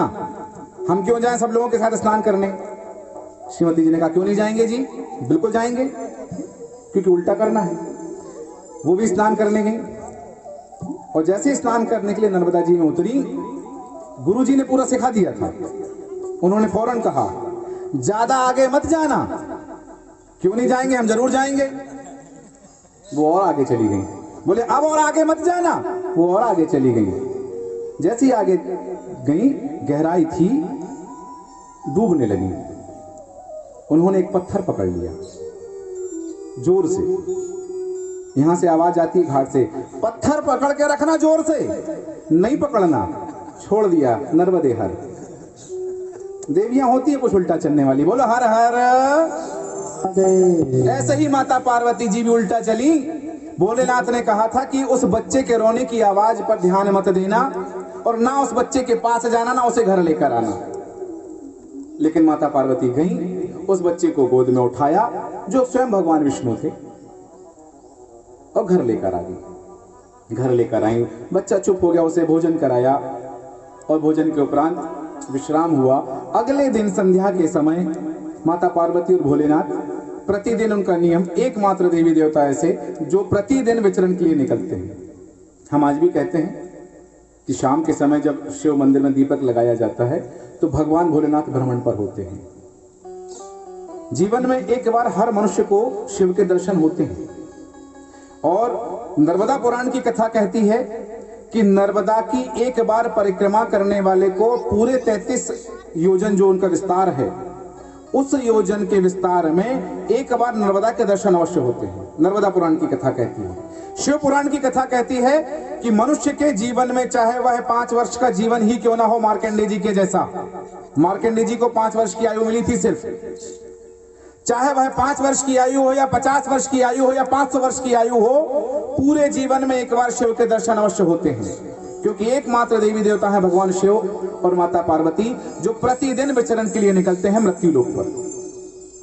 तो प्रतिदिन के नियम की भांति उस बच्चे को जब लेकर के घर आ गई माता पार्वती, तब रख दिया घर में। उस बच्चे को एक कमरे के अंदर छोड़ दिया, खेलता रहा। माता पार्वती भोलेनाथ विचरण के लिए निकल गए और जब लौट कर आए, दरवाजा अंदर से बंद। जिस काम के लिए आए थे भोलेनाथ बाहर गए थे, यहां भगवान विष्णु ने वह काम कर दिया। दरवाजा अंदर से बंद, माता पार्वती दरवाजा पीट रही हैं, भोलेनाथ दरवाजा खोलने के लिए कह रहे हैं। एक बार उन्होंने कहा दरवाजा खोलो, नहीं खोला, समझ गए कि ये कन्हैया, ये वासुदेव जिस काम के लिए आया था वो इसने कर लिया।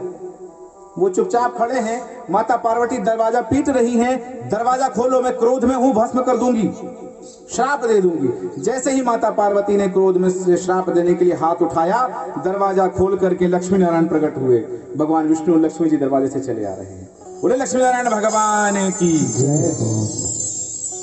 प्रार्थना की, हे माता पार्वती, हे भोलेनाथ, हम आपसे आग्रह करते हैं, याचना करते हैं, आप यह निवास हमें दे दीजिएगा।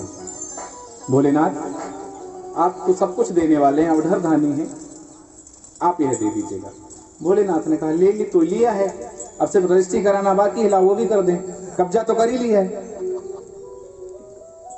भोलेनाथ ने कहा आपका हुआ। माता पार्वती से कहा कि इसलिए मना कर रहा था, इस बच्चे को मत लाओ। माता पार्वती ने भी सोचा कि एक तो घर था, एकमात्र घर था, वो भी गया। बोले अब? भोलेनाथ ने कहा कुछ नहीं, चलो केदारनाथ में रहेंगे। माता पार्वती को लेकर के भोलेनाथ केदारनाथ आ गए और भगवान विष्णु ने माता लक्ष्मी से कहा कि हे भद्रे, तुमने इस घर से भगवान शिव और पार्वती को निकाला है, इस कक्ष से निकाला है, मैं इस घर में, इस कक्ष में तुम्हारे साथ कभी नहीं रहूंगा। आज भी आप जाइए बद्रीनाथ, बद्री नारायण अंदर है, लक्ष्मी जी बाहर है, वहां लक्ष्मी नारायण साथ में नहीं है। बद्री विशाल जी अंदर विराजमान होते हैं और लक्ष्मी जी बाहर विराजमान होती हैं। और जाते समय विष्णु जी ने भगवान भोलेनाथ से कहा कि आपने मेरी हठ के कारण, मेरी प्रिया के हठ के कारण यह निवास छोड़ा है। मैं आपको वचन देता हूं कि यहां आकर के जो भी व्यक्ति चने की दाल चढ़ाएगा, ओम नमः शिवाय कह करके चने की दाल चढ़ाए, आज भी वहां पर चने की दाल चढ़ाई जाती है बद्रिकाश्रम में, भगवान बद्री विशाल को। जो चने की दाल चढ़ाएगा मैं उसकी मनोकामना पूरी करूंगा। वहां बद्री विशाल जी हैं, भगवान नारायण हैं, पर जो भी लोग जाते हैं या जाएं या आपके परिचित में कोई जाए तो उन्हें सलाह दीजिएगा कि ओम नमः शिवाय कह करके चने की दाल चढ़ाएं, मनोकामना पूरी जरूर होगी। बोल बद्री विशाल भगवान की जय। इस तरह से भगवान भोलेनाथ का वह धाम, भगवान भोलेनाथ का वह वास, भगवान नारायण का वास हुआ। एक और कथा आती है शिव भागवत महापुराण के महत्व में, चंचुला देवी की कथा। चंचुला देवी अपने पति बिंदुक के साथ वाशकल नामक ग्राम में रहा करते थे और वह ग्राम श्रापित था। उस गांव में जो भी व्यक्ति रहा करता था उनके अंदर कभी सद्भावना नहीं हुआ करती थी। कई बार होता है कि कोई जगह अपवित्र नहीं होती, कोई जगह श्रापित नहीं होती, ऐसा नहीं होता कि वहां जाने से यह हो जाता है, उस गांव के लोग अच्छे नहीं हैं, उस नगर के लोग अच्छे नहीं, ऐसा कभी नहीं होता। अच्छे और बुरे तो सिर्फ विचार होते हैं, लोग अच्छे बुरे नहीं होते, लोग वही होते हैं। वही लोग, बहुत सारे लोग घर में या चौपाल पर, चौराहे पर जाकर दूसरी भाषा का इस्तेमाल करते हैं और शिव कथा के प्रांगण में आकर के दूसरी भाषा का इस्तेमाल करते हैं। विचार बदल जाते हैं, आदमी वही होता है। ऐसे ही उस वाशकल सागर के किनारे जो है वाशकल नामक ग्राम था, नगर था, उस नगर में जो लोग रहा करते थे उन्हें पुण्य कर्म से, धर्म कर्म से कोई मतलब नहीं था। किसी भी तरह की कोई पूजन पाठ वहां नहीं हुआ करती थी। जबकि चंचुला का पति बिंदुक और चंचुला दोनों ब्राह्मण थे, ब्राह्मण परिवार से थे, लेकिन तब भी कोई सदकर्म नहीं, कोई पूजन पाठ नहीं, किसी तरह का कभी शिवालय नहीं जाना, कभी देवालय नहीं जाना, इस तरह के कृत्य वह लोग किया करते थे। और कुछ समय के पश्चात चूंकि कथाएं बहुत सारी अनेक अनेक कथाएं आती हैं। कहीं यह भी कथा आती है कि चंचुला ने अपने पति को छोड़ करके किसी दूसरे पुरुष के साथ अपनी गृहस्थी बसा ली थी, और इसके लिए चंचुला के पति बिंदुक ने अपनी अनुमति दी थी कि तुम उस पुरुष के साथ जाओ, उसका धन मुझे दे दो। यह भी कथा कहीं आती है। तो चंचुला की मृत्यु हो गई। चंचुला की मृत्यु जब हुई कि वह अपने जीवन से त्रस्त हो गई, और एक सन्यासियों की टोली, साधुओं की टोली काशी जा रही थी। वह उनके साथ होली, उनके पीछे पीछे चल दी। कहते हैं कि काशी में जो मरता है वह तर जाता है। काशी में मरण की कथा शिव पुराण में है, यह आगे आएगी। तो चंचुला उन साधुओं की टोली के साथ साथ काशी पहुंची। काशी में उसकी मृत्यु हुई, और काशी में मृत्यु होने के कारण उसके जीवन के सारे पाप कट गए। वह पार्वती जी की सखी बन गई और कैलाश पर भगवान शिव के दरबार में रहने लगी। पार्वती जी की सेवा किया करती थी चंचुला। पार्वती जी सदैव अपनी सभी सखियों का सबसे ज्यादा ख्याल रखती थी, जया और विजया का। लेकिन जितनी सखियां थी उनकी, उन्हीं में से एक चंचुला थी, सबका ख्याल रखती थी। एक दिन माता पार्वती ने देखा कि चंचुला बहुत उदास है और किसी बात को लेकर के उसके मन में क्षोभ है। माता पार्वती ने पूछा कि चंचुला, क्या बात है, तुम क्यों परेशान हो? तुम्हें किस बात का कष्ट है? तुम्हें किसी ने कुछ कहा है क्या? तब चंचुला ने कहा कि माता, मेरा पति बिंदुक विंध्याचल पर्वत श्रेणी पर पिशाच की योनि में पड़ा हुआ भटक रहा है। पार्वती ने कहा, तुम्हारा पति बिंदुक पिशाच बना है? तुम इतनी सदकर्मिणी कि तुम्हें शिवलोक मिला है, शिवधाम मिला है, और तुम मेरी सखी बनी हो, और तुम्हारा पति बिंदुक पिशाच बना है। माता पार्वती ने कहा, यह सत्य है तो कैसे सत्य है? चंचला ने कहा कि मैं भी अधर्मी थी, विधर्मी थी, लेकिन काशी में मृत्यु हुई और कुछ क्षण का ही साधुओं का संगत मिल गई, मुझे संतों का संग मिल गया, तो मैं काशी पहुंच गई, और काशी में मृत्यु हुई तो आपकी सखी बन गई, आपकी सहेली बन गई। लेकिन बासकल में रहते मैं और मेरे पति ने इतने अधर्म किए। मेरा पति ज्यादा अधर्मी था, वह मृत्यु के उपरांत पिशाच बन गया, और इस समय विंध्याचल पर्वत श्रेणी पर वह पिशाच की योनि में भटक रहा है। माता पार्वती ने कहा कि तुम अपने पति को शिव पुराण की कथा सुनाओ, और शिव पुराण की कथा जब वो सुनेगा तुम्हारा पति, तो उसके सारे पाप मिट जाएंगे, वह शिवलोक का गामी हो जाएगा, शिवलोक का वासी हो जाएगा। उन्होंने आज्ञा स्वीकार की। चंचुला नारद जी के पास गई, नारद जी से आग्रह किया कि हे भगवान, हे ब्रह्म ऋषि, हे महर्षि, हे देव ऋषि, आप शिव पुराण की कथा सुनाइए मेरे पति को। नारद जी ने कहा कि मैं कथा नहीं सुना सकता, क्योंकि कथा सुनाने के लिए अनुष्ठान करना पड़ेगा और मुझे एक जगह रुकना पड़ेगा। मैं एक जगह ठहरने वाला नहीं हूं 7 दिन। तो बोले कि फिर आप बताइए कि मैं इसका क्या करूं। माता पार्वती ने तो मुझे यही आग्रह किया है। उन्होंने बताया कि मेरे एक मित्र हैं जिनका नाम है तुमरुका। आप लोग में से कई लोग दक्षिण भारत की यात्रा पर गए होंगे। दक्षिण भारत के मंदिरों में बाहर गेट पर 4 मूर्तियां बनी होती हैं। ऊपर एक तरफ जय, एक तरफ विजय की मूर्ति होती है, और एक तरफ नारद जी की मूर्ति होती है हाथों में वीणा लिए हुए, और दूसरे द्वार पर भी, दूसरे तरफ भी हाथों में वीणा लिए एक संत की मूर्ति होती है, लेकिन मुख घोड़े का होता है। वह तुमरुका जी हैं जिनका मुख घोड़े का है। नारद जी जैसे ही उनका चरित्र है, जैसे नारद जी हैं वैसे ही वह हैं, लेकिन उनके हाथों में भी वीणा है, करतल है, वह भी हरिगुण करते रहते हैं। और तुमरुका जी वही तुमरुका जी हैं जिन्होंने भगवान शिव पुराण की कथा कही। माता पार्वती के आग्रह पर चंचुला नारद जी के पास जाती हैं। नारद जी की सलाह पर चंचुला जाती हैं तुमरुका जी के पास और तुमरुका जी से कहती हैं कि मेरे पति की मुक्ति के लिए, मेरा पति पिशाच योनि में है और विंध्य पर्वत की श्रेणियों पर विचरण कर रहा है, उसका मोक्ष कर दीजिएगा। तुमरुका जी ने कहा कि आपका पति पिशाच योनि में क्यों है? चंचुला ने कहा कि मेरा पति इसलिए पिशाच योनि में है क्योंकि वह ब्राह्मण होते हुए ब्राह्मण के कर्म नहीं किए। हम जिस भी धर्म में हैं, हम जिस संप्रदाय में हैं, हम जिस वर्ण में हैं, हमें उसके कर्म करना चाहिए। और सबसे बड़ा संप्रदाय, सबसे बड़ा धर्म, सबसे बड़ा वर्ण मानव धर्म है, मानव वर्ण है।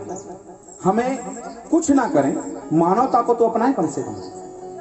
क्योंकि रावण ने भी अपने जीवन में ब्राह्मण धर्म का निर्वहन नहीं किया था। ब्राह्मण का कर्म जो होता है वह रावण ने पूजन पाठ की, तपस्या की। तपस्या तो राक्षसों ने भी की, जो ब्राह्मण नहीं थे उन राक्षसों ने भी तपस्या की, उन्हें भी वरदान मिले, देवताओं को परेशान किया, बाद में उनका संहार हुआ। उसी तरह रावण ने तपस्या की, शिव की आराधना की, शिव की प्रार्थना की, भगवान को प्रसन्न किया, भगवान से दुश्मनी ली। लेकिन तब भी ब्राह्मण का एक जो मुख्य कर्म होता है वह रावण ने नहीं किया था। जब माता जनकनंदिनी सीता विवाह करके अवधपुरी आती हैं तो माता जानकी ने 9 दिन तक अवध का पानी नहीं पिया, ना अन्न का दाना खाया। 9 दिन हो गए, उन्होंने एक गिलास पानी नहीं पिया, ना अन्न का दाना खाया। माता कौशल्या ने पूछा कि हे पुत्री, क्या तुम्हें अपने पिता की याद आ रही है? क्या तुम्हें अपने मायके की बहुत ज्यादा याद आ रही है? अपनी सखियों की याद आ रही है? तुम उनके विरह में हो कि आज 9 दिन हो गए हैं, तुमने ना तो एक बूंद पानी पिया है और ना एक अन्न का दाना खाया है। उन्होंने कुछ नहीं कहा, प्रणाम किया कि माता कोई बात नहीं है। सुमित्रा जी आई, सुमित्रा जी से भी उन्होंने यही बात कही कि माता कोई बात नहीं है। लेकिन कैकेयी जी आई और माता कैकेयी ने पूछा कि हे जनक नंदिनी, हे सिया राम दुलारी, तुम उदास हो, 9 दिन हो गए, पानी नहीं पिया, अन्न नहीं खाया, क्या बात है? सीता जी जानती थी कि माता कैकेयी राम जी के बहुत घनिष्ठ हैं, बहुत निकट हैं, इनका आग्रह नहीं टाल सकते।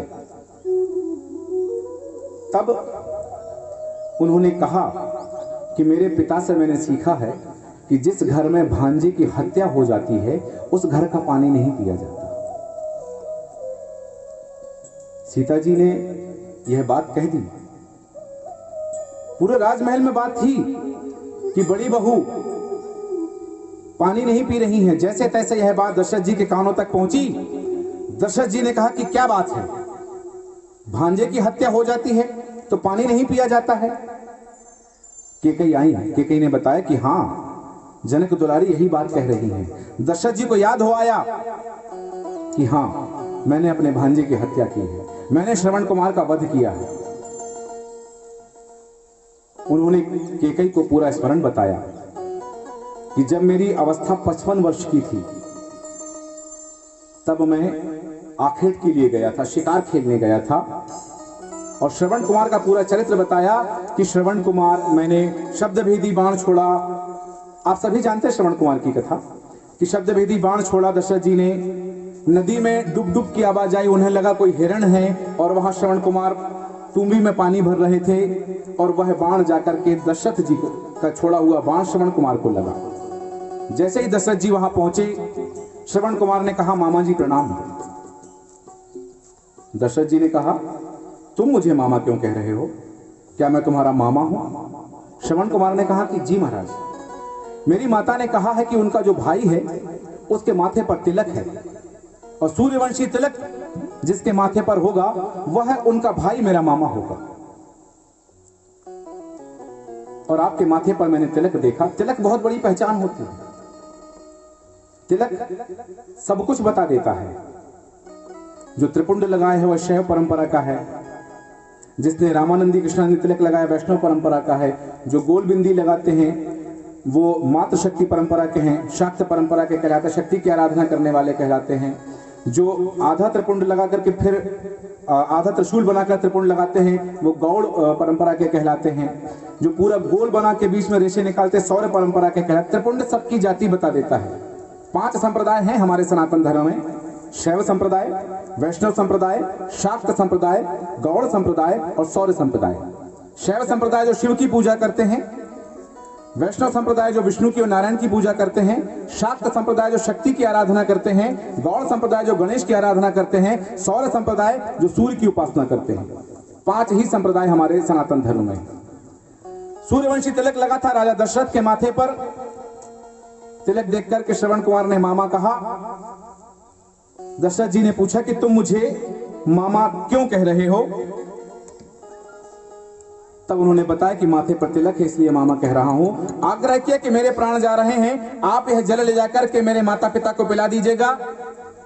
दशरथ जी वह जल लेकर के गए और देखा कि उनकी बहन सुहांगी, जिनका ब्याह शांतनु मुनि से हुआ था, वही सुहांगी कांवर में बैठी हुई है और शांतनु मुनि कांवर में बैठे हुए। जल पिलाने के लिए कहा कि आप जल पी लीजिए। पूरी कथा कि मेरा बेटा क्यों नहीं आया, कथा सुनाई कि ऐसा हो गया। उन्होंने श्राप दिया। दशरथ जी की बहन सुहांगी और ऋषि शांतनु ने श्राप दिया कि आज हम अपने प्राण पुत्र वियोग में त्याग रहे हैं। राजा दशरथ, तुम भी एक दिन पुत्र के विरह में अपने प्राण त्यागोगे। राजा दशरथ जी को खुशी हुई। राजा दशरथ जी ने जब यह श्राप सुना कि सुहांगी ने कहा, उनकी अपनी बहन ने कहा कि जिस तरह से हम पुत्र के वियोग में प्राण त्याग रहे हैं उसी तरह तुम भी पुत्र के वियोग में त्यागोगे अपने प्राण।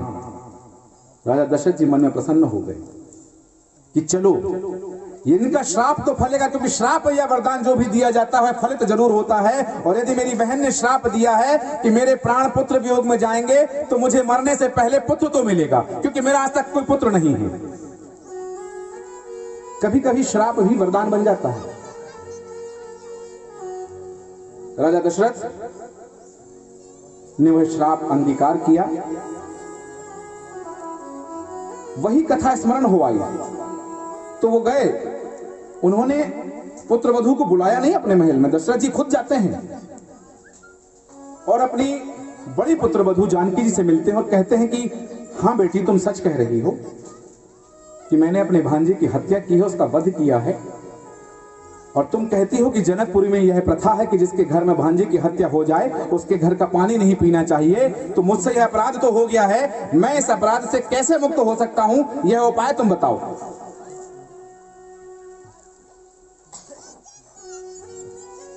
जानकी जी ने कहा कि हमारे पिताजी कहते हैं, महाराज जनक कहते हैं कि जो भी समस्या है उसका समाधान जरूर होता है और इसका समाधान मेरे पिताजी को अवश्य पता होगा। राजा जनक जी को पाती लिखी गई दशरथ जी के द्वारा। वहां से उत्तर आता है कि आप ब्राह्मण भोजन करवाइए, 1000 ब्राह्मणों को बुलवाइए और 1000 ब्राह्मणों को भोजन करा के दक्षिणा दीजिएगा, उनसे प्रणाम कीजिएगा, आशीर्वाद लीजिएगा, तो भांजे की हत्या का दोष आपसे मिट जाएगा।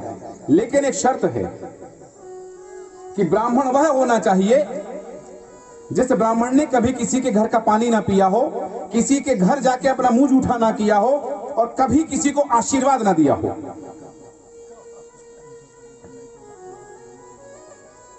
ऐसा ब्राह्मण ढूंढा जाने लगा। राजा जनक ने कहा था ऐसे 1000 ब्राह्मण को भोजन करवाओ। ऐसा कोई ब्राह्मण नहीं मिला, क्योंकि ब्राह्मण को तो जिसको आप अपने घर में निमंत्रण दोगे भोजन करने आ जाएगा। आप ब्राह्मण से प्रणाम करोगे, ब्राह्मण आपको आशीर्वाद देगा। उसी समय वशिष्ठ जी से पूछा गया कि यह उपाय आया है और ढूंढा जा रहा है, ऐसा कोई ब्राह्मण, तो वशिष्ठ जी ने कहा कि यदि ऐसा कोई ब्राह्मण एक भी मिल जाए तो वो 1000 के बराबर होगा। आवश्यकता नहीं कि 1000 ब्राह्मण ऐसे मिले, यदि ऐसा कोई एक ब्राह्मण भी मिल जाए जिसने कभी किसी के घर पानी ना पिया हो, किसी के घर भोजन ना किया हो, किसी से दक्षिणा ना ली हो, किसी को आशीर्वाद ना दिया हो, ऐसा एक ब्राह्मण मिल जाए तो वह ब्राह्मण 1000 ब्राह्मण के बराबर होगा। तो बोले ऐसा कौन ब्राह्मण मिलेगा? पूरा राज्य ढूंढ लिया, दूसरे देश ढूंढ लिए, कहीं ऐसा कोई ब्राह्मण नहीं मिला। विश्वामित्र जी ने कहा कि ऐसा केवल एक ही ब्राह्मण है और वह है लंका का राजा रावण, जिसने कभी किसी को आशीर्वाद नहीं दिया। उसकी बहन शूर्पणखा का विवाह हुआ तो उसे भी सौभाग्यवती रहो का आशीर्वाद नहीं दिया। अपनी बहन के पति विद्युत जिह्वा का खुद वध कर डाला, अपने भांजे तिमिलंग को मारने के लिए चल पड़ा, अपनी बहन को सौभाग्यवती रहो का आशीर्वाद नहीं दे सका। ऐसा ब्राह्मण वह है लंका का राजा रावण। और लंका का राजा रावण ब्राह्मण है, उसे कभी किसी ने खाने पर नहीं बुलाया। कौन बुलाया? निशाचर राज को। उसने रावण को कभी किसी ने भोजन पर नहीं बुलाया। एक ही है। दशरथ जी ने पत्र लिखा कि हे लंका के राजा रावण, आप विद्वान हैं, आपको प्रणाम है, और आप अवधपुरी में एक समय भोजन के लिए पधारिए। एक समय, दोनों टाइम का भोजन नहीं करा पाएंगे, एक ही समय भोजन के लिए पधारिए महाराज। आपको पत्र गया लंका, दूत ने पत्र मंदोदरी के हाथ में दे दिया। मंदोदरी ने पत्र पढ़ा, प्रसन्नता हुई कि मेरे पति को लोग आज भी ब्राह्मण मानते हैं, सिर्फ राक्षस नहीं मानते। मंदोदरी को प्रसन्नता हुई। मंदोदरी रावण के पास गई, कहा कि महाराज आप सब कुछ करते हैं, तो लोग जीत लिए, आपने सब कुछ कर लिया, लेकिन ब्राह्मण का कर्म आपने नहीं किया। बोले मैं रोज पूजन करता हूं, कैलाश अपने हाथों पर उठाया है, भगवान शिव को 10 बार शीश काट के चढ़ाया है, और कौन सा ब्राह्मण कर्म करूं मैं? बोले नहीं महाराज, ब्राह्मण का एक कर्म होता है दक्षिणा लेना, किसी के यहां भोजन करने जाना। बोले मंदोदरी मुझे कौन बुलाएगा? बोले यदि कोई बुलाए तो? बोले कोई बुलाए तो चला जाऊंगा। बोले सोच लो महाराज। बोले हां कोई बुलाए तो चला जाऊंगा। मंदोदरी ने पत्र दिखाया कि अवध से यह पत्र आया है। रावण ने पत्र पढ़ा, सोने का मुकुट नीचे उतारा, क्योंकि राम के यहां जाना है, भगवान के यहां जाना है। अभिमान लेकर नहीं जाना है, गर्व लेकर नहीं जाना है भगवान के यहां। रावण ने सोने का मुकुट उतारा। हम भी जब जाते हैं भगवान के मंदिर में, बहुत सारे भक्त होते हैं कि अपना सब कुछ दिखाते हुए, जितना वैभव है, जितना ऐश्वर्य है, कि उनकी गाड़ी भी भगवान के मंदिर के दरवाजे तक जानी चाहिए। अगर बाहर रोक दी तो दिक्कत हो जाती है, फिर वो पुलिस वालों को डांट देते हैं, तू जानता नहीं मैं कौन हूं, मेरी गाड़ी अंदर तक जाएगी। जबकि त्रिलोक को जीतने वाला रावण भी अपना गर्व उतार के भगवान के मंदिर तक जाता है। तो हम भी जब भगवान के मंदिर जाएं तो अपना गर्व, अपना अहंकार नीचे रख कर जाएं, उसे घर में ही छोड़ दें। रावण अवधपुरी पहुंचा, राजा दशरथ ने स्वागत किया, सत्कार किया। ब्राह्मण बन के आया है रावण आज, और राजा दशरथ रावण के पैर धुला रहे हैं। राम जी ऊपर से देख रहे हैं कि मेरे पिताजी रावण के पैर धुला रहे हैं, एक दिन मैं भी धुलाऊंगा। ये संस्कार होते हैं कि बच्चे जो देखते हैं वही सीखते हैं। पिताजी पैर धुला रहे हैं तो राम जी ने सोच लिया कि एक दिन मैं भी रावण के पैर धुलाऊंगा। और धोए थे, जब रामेश्वरम की स्थापना की थी तब पंडित जी के रूप में रावण को बुलाया था, चरण पखारे थे। बच्चे वही सीखते हैं जो देखते हैं, तो हमें वही करना है जो बच्चों को सिखाना है। माता पिता ने बच्चे से कहा, शाम को गुरुजी आएंगे प्रणाम करना, याद से शाम को गुरुजी घर आएंगे प्रणाम करना। शाम को गुरुजी पधारे, बच्चे से कहा गुरुजी आए हैं प्रणाम करो, बोले नहीं करना। बोले नहीं गुरुजी आए हैं प्रणाम करो, बोले नहीं करना। माता ने कहा प्रणाम करो, बोले नहीं करना। दोनों मिलकर उसे पीटने लगे, बच्चे को मारने लगे। गुरुजी ने पूछा क्या हुआ, किस बात पे मार रहे हैं बच्चे को? बोले गुरुजी आपको प्रणाम नहीं कर रहा है। बोले वो नहीं कर रहा, आप तो करो कम से कम। अरे वो तो बच्चा है, आप तो बड़े हो। उन्हें याद आया, उन्होंने गुरुजी को प्रणाम किया। बच्चा साष्टांग लेट गया गुरुजी के चरणों में। जो देखेगा वो करेगा बच्चा, आपने नहीं किया, आपका बच्चा कैसे कर लेगा। दशरथ जी चरण धुला रहे हैं रावण के। राम ने देखा और कहा कि एक दिन मैं भी चरण धुलाऊंगा, और धोए थे। चरण धुलाए, भोजन कराए। लंका के राजा रावण ने भोजन किया, दक्षिणा की बात आई।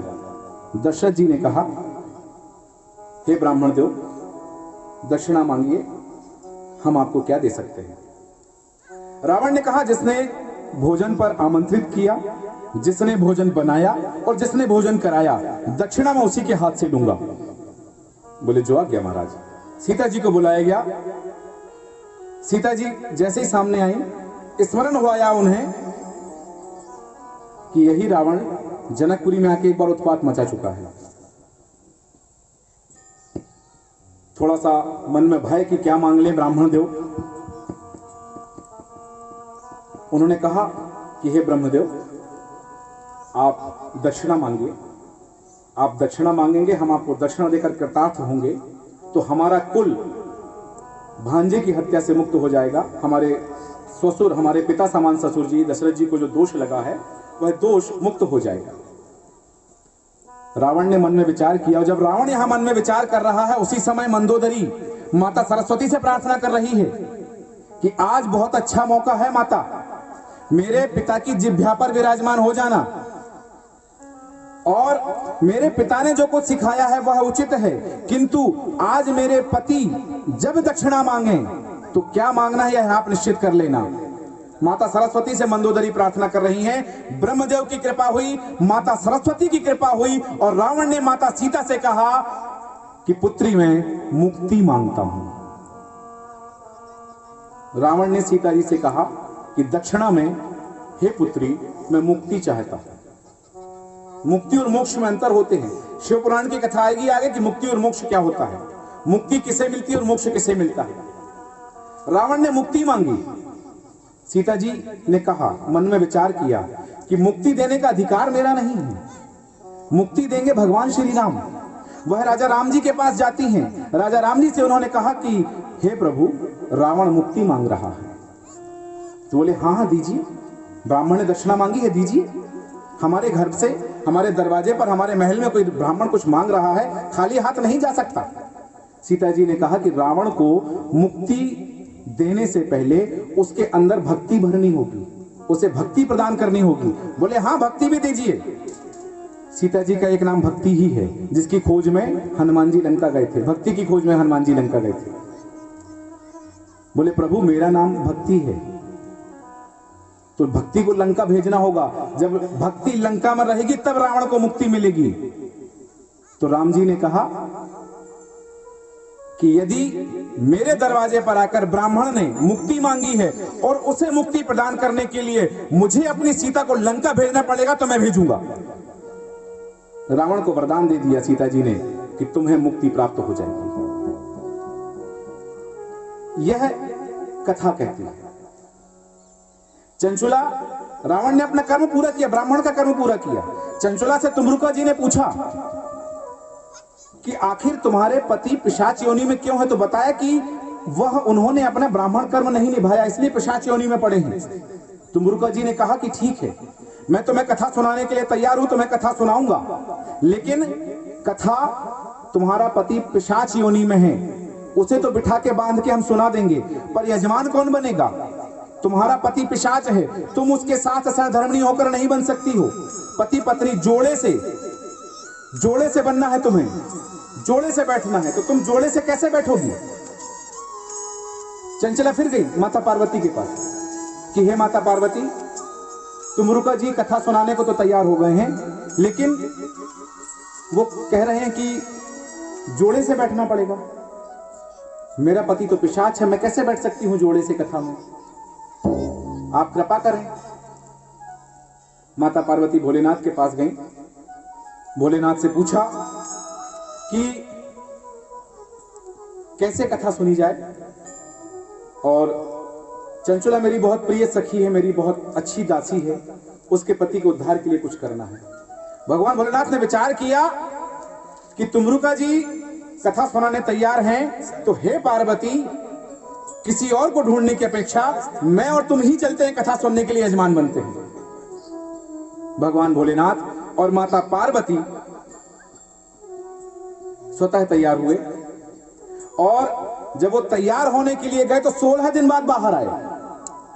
तैयार होने के लिए जब कक्ष में गए तो 16 दिन बाद बाहर आए तैयार होकर, और जैसे ही 16 दिन बाद सज धज कर आए बाहर, तो जैसे ही नारद जी ने देखा और कहा कि हे भोलेनाथ, आप तो दूल्हा से लग रहे हो। तो माता पार्वती, आप बिल्कुल दुल्हन लग रही, जैसे आज ही आपकी शादी हुई हो। उन्हें गण कहा भगवान शंकर को नारद जी ने कि आप बिल्कुल गण जैसे लग रहे हैं, और गौरा जी, आप तो गौरा हैं ही, बिल्कुल सुंदर लग रही, बहुत अच्छी लग रही हैं आप तो। तभी से यह गण और गौर की जो पूजन है, गणगौर तीज जो मनाते हैं हम, ये गणगौर तीज 16 दिन की मनाई जाती है, क्योंकि उस दिन भगवान भोलेनाथ और माता पार्वती गणगौर जैसे तैयार हुए थे। जब गणगौर की पूजन होती है तो भगवान भोलेनाथ और माता पार्वती को बहुत सजाया जाता है, बिल्कुल दूल्हा दुल्हन की तरह बनाया जाता है उनको। राजस्थान में यह बहुत चलता है गणगौर का प्रथा। और बच्चे जब पूछते हैं कि ये कौन है, और माता पिता बताते कि ये गणगौर हैं, ये शंकर जी हैं, ये माता पार्वती हैं, ये गणगौर है। बोले शंकर जी को तो ऐसा हमने देखा ही नहीं कभी, इतना सजे हुए। बोले ये तभी सजे हैं जब कथा सुनने जा रहे थे तुमरुका जी के पास। तो 16 दिन का श्रृंगार किया भगवान भोलेनाथ ने। वो 16 दिन पुरुषों के 16 संस्कार बने, और माता पार्वती ने 16 दिन श्रृंगार किया शिव कथा सुनने के लिए, तो वो स्त्रियों का 16 श्रृंगार बना। और फिर माता पार्वती भगवान भोलेनाथ दोनों तुमरुका जी के पास गए। तुमरुका जी ने उन्हें बिठाया, यजमानी दिलाई। यजमानी दिला करके 16 दिन जब वो श्रृंगार करके आ चुके थे, तो 7 दिवसीय 7 दिन का यह आयोजन उन्होंने किया। 7 दिन में शिव कथा उन्होंने कही, शिव महापुराण की कथा उन्होंने कही। और 7 दिन बाद वह बिंदुक नाम का जो पिशाच था, चंचुला का पति, उसका उद्धार हुआ, वह शिवलोक का गामी हुआ। यह शिव महात्म्य की कथा कहती है। शिव महात्म्य की कथा में और भी अन्य अन्य कथाएं हैं कि कैसे शिव कथा सुनने से किस किस के पाप करे हैं। आज की कथा कहाँ यहां विराम करेंगे।